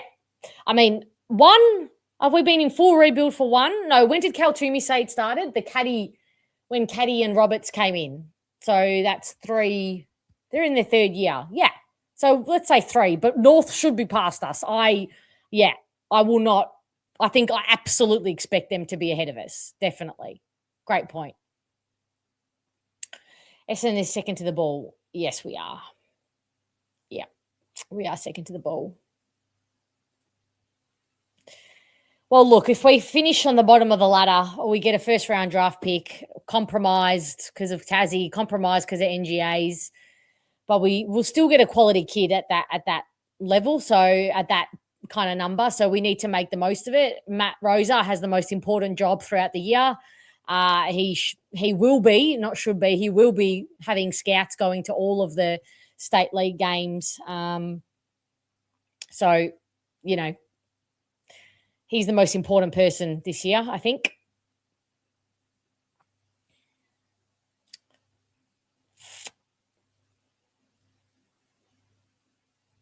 Oh, no, definitely not. Who would want to be coach? Never. Then have you all talking about me behind my back and telling me that and calling for my head when I lose one game? Nah, couldn't pay me enough. You all yell at me on here. Why would I want to be coach? Nah, tough job. Only consider this year to be the start of the rebuild because the 2 previous years we had hardly any top picks. Okay, yep. True. Draft pick's super important, but it's scary when our development is so bad. Yeah. And you also need to show these kids a bit of glimmer. Although, look, if North are coming along and they've turned it around. Well, they've been losing for years. Clearly, those kids aren't disheartened or demoralized. So maybe it's just like be mentally more resilient. Yeah, I agree with this, DX. I have faith. That's where I have faith. And I said it before. I have faith in Matt Innes and the fitness program. This is not fitness, what we're seeing with this team. Take that to the bank. Put your house on it. It is not fitness. They are fit.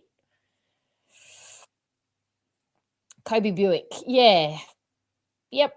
We want to kind of see some improvement from him this year. We want to see him have a really good year, but not too good, obviously. We don't need him being in round one, pick one contention. Behind your back, no, we do it live on YouTube. That's true, Shaky. You would. You'd say, actually, yeah, you'd do it to my face. Yeah, that's true. When I say behind my back, I mean because I probably wouldn't be on YouTube if I was coach, and therefore you'd be doing what you're doing in this chat for Brad, but it'd be somebody else here seeing it.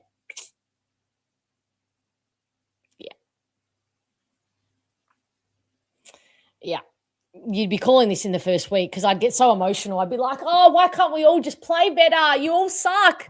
Let's just all do a meditation. We'll be better for it. And then yeah.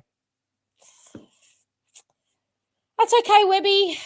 Yeah, very, very sad about, oh, you're busy and sad. Well, busy and sad. That's okay.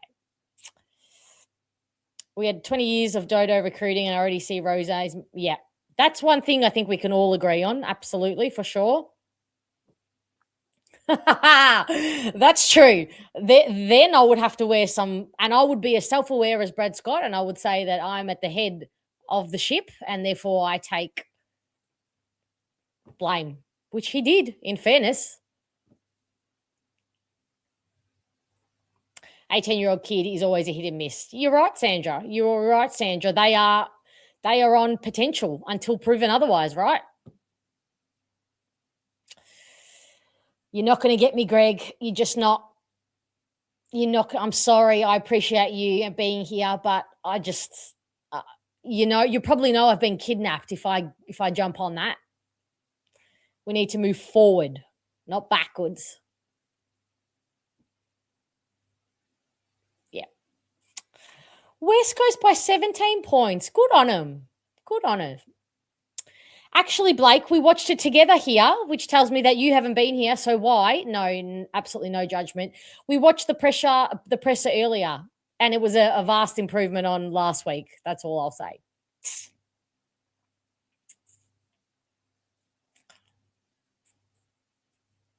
Exactly. Yeah. Again, who knows? But why do people want Solomon as coach? Is it because, I want anybody who wants Dean Solomon as the head coach right now? I'm genuinely asking you this question. Is it because he played hard as a player? He was uncompromising, ran through blokes, was tough, played for the jumper.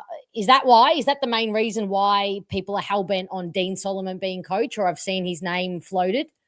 Because so was Brad Scott as a player. And both did that 20-ish years ago, 25, 30 years ago. How long ago did they play football? So what is the difference? Why is Dean Solomon a better prospect? He hasn't been an assistant coach for the past handful of years. I've got a whole list before I have Dean Solomon of assistant coaches at other clubs who are doing really well. In fact, why don't we just get a no-name from Geelong? Because anything from Geelong that comes out of Geelong is good.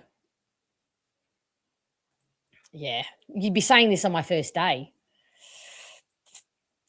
Agree. I think you should. You should have faith in me. I will never lead you astray. I will always show up as my authentic self. And if you ever start to sense otherwise, you know that something is going very wrong, because I literally know no other way. Someone in the lunchtime catch-up Discord made a good point. Maybe we plan to do a Hawthorn and build a talented young core, then buy 4 to 5 key senior players. How many is a talented young core before we get to the buying spree? How many young players do we need to accumulate? All right, well, we can work this out. This is just simple math, right? So if there's, let's say, 6 off the top of my head of the senior players who aren't quite up to standard at this minute, and who I think generally tonight we've ascertained that a lot of them are not going to change their ways.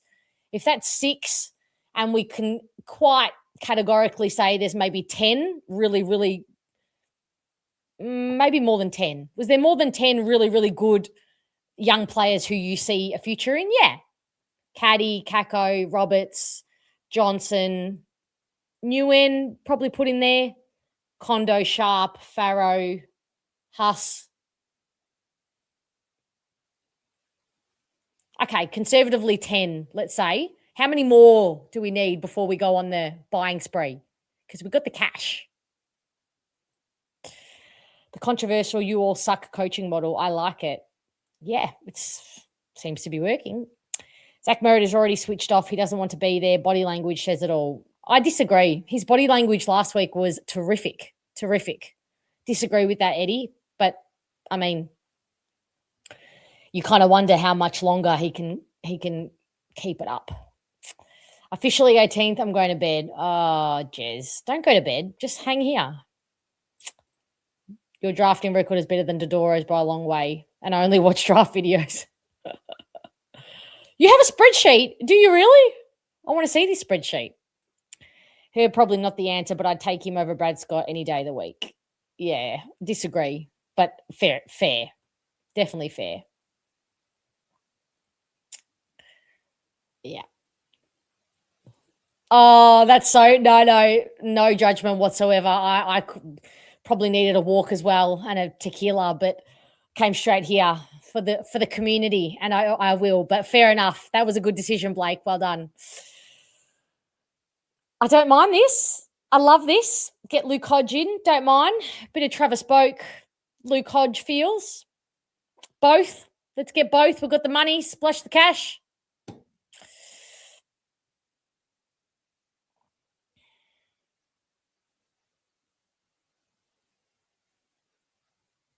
Oh, does he look pissed? That'll be an interesting press conference, because he would have been feeling the highs after last week. He would have been feeling like it's turned 100%. You read into that. You buy the candy. Don't you worry. You smell the candy, sniff the candy, the whiz fizz sometimes, and he would be feeling pretty good. He wouldn't have liked that.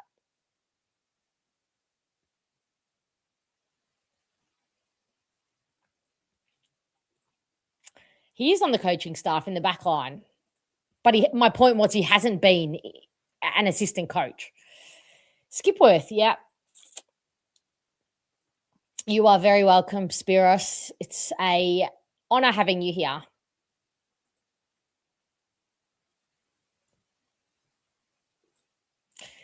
Not Solomon, too many head knocks.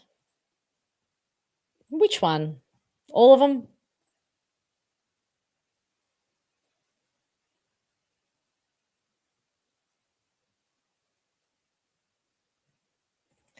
Solomon's appointment is weird. The way they announced it, it sounded temporary, but is it? No, I don't think it is. West Coast North, any other teams with funny spell? Right. Because they see him as part of the Sheedy Herd ticket and think that's the answer. Yeah. I think you're right, Annalise. I just when you break it down logically like that, it makes no sense to me. But maybe I'm missing someone potentially. I don't know why you take him over. That's my point. That's exactly my point. Is it just because he was a hard player? He was played for Essendon.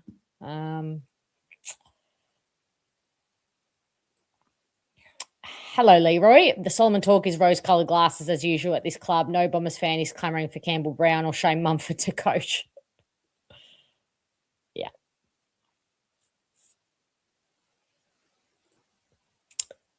The Geelong salary cap, yeah, would like maybe if we get a coach from down there, we automatically get their salary cap and all their tricks. But we can't offer a farm, we can't offer the cheeky farm. Mm.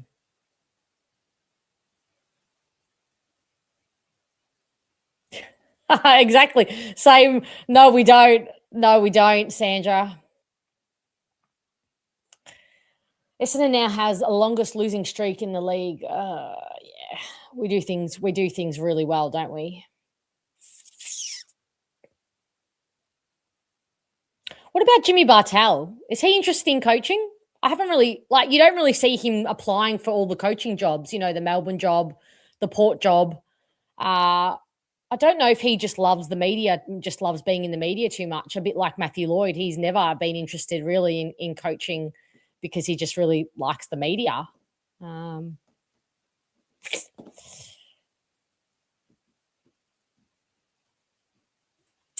Hawthorn also got some financial steals. Yeah. On late, let's change midfield up. Yep. That's been the general consensus, I think, or a lot of the consensus. We are last, Dominic, and that may remain for the entire year, perhaps.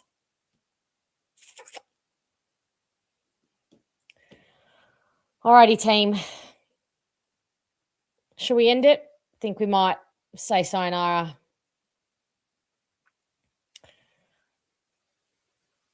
No, you don't. Well, you don't have to do that before you come on the fan cams, Taz. But it's good. It's generally good for the mental health. You got a kebab. Oh God, what a good decision by you. I want a kebab. What's the time? I did plan to eat dinner at 3/4 time or have something to eat, in the fourth quarter. But the game made me feel so ill that I just could not stomach any food. And now I'm starving. G-Pat's on the bright side. Looking forward to Herbertron this week. Yes, very true. Very, very true. I don't think it could. You could be North. Yeah, but didn't they play well, Atush? Are North fans that upset? Well, yeah, you would be. It's West Coast, really, and they look real bad. Let's just all... Hello, Hoops crew. Yeah, it's tough times over here. Very, very tough times. What would it be like to be a Geelong supporter or a Geelong content creator? Is it just do you just wake up joyful and happy and... what it would be like? Can you give us any of your assistant coaches? I'll take the second-rate ones at this point. How can you help? How can you help us? We've been talking about when we play the Dogs and the Suns. What about when we play the Cats? All these animals just going to absolutely kill us. They're just going to kill us. They're going to kill us dead. But we'll be here together. Yeah, actually, good point. I think he is on. Is he still on the GWS board? He was on their board. Oh, is that true? Okay, so he's interested, sort of. There are farms in Little River if the players don't mind a little drive. Hey, at this point, whatever we're going to do. Look who it is. It's the legend himself has graced us with his presence. He was, speaking of being resurrected, the Herbertron, the legend, was resurrected this week. If you have not seen his work of art, you need to go there immediately. In fact, as soon as we finish up tonight, which we will do in a few seconds, go there immediately and rewatch that. I'm not even going to sing that or attempt to sing that, but the sentiment is true, is true. I'm so happy to see you here, and I'm glad that you are back in our lives. A lot of whispers. Bartel reached out to Essendon 12 to 8 months ago for a role, and we said, not now. Not now. Then when? When? Not now. Okay, not now. Right. You and me, holding the collective hands of hundreds of thousands of Essendon supporters, right?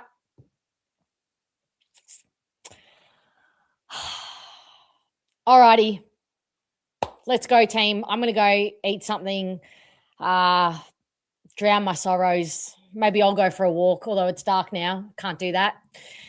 Oh, no. I'll put your... Oh, look at this. It's the love. The love story is complete. You frame that. You absolutely frame that, and you hang it up in your dungeon.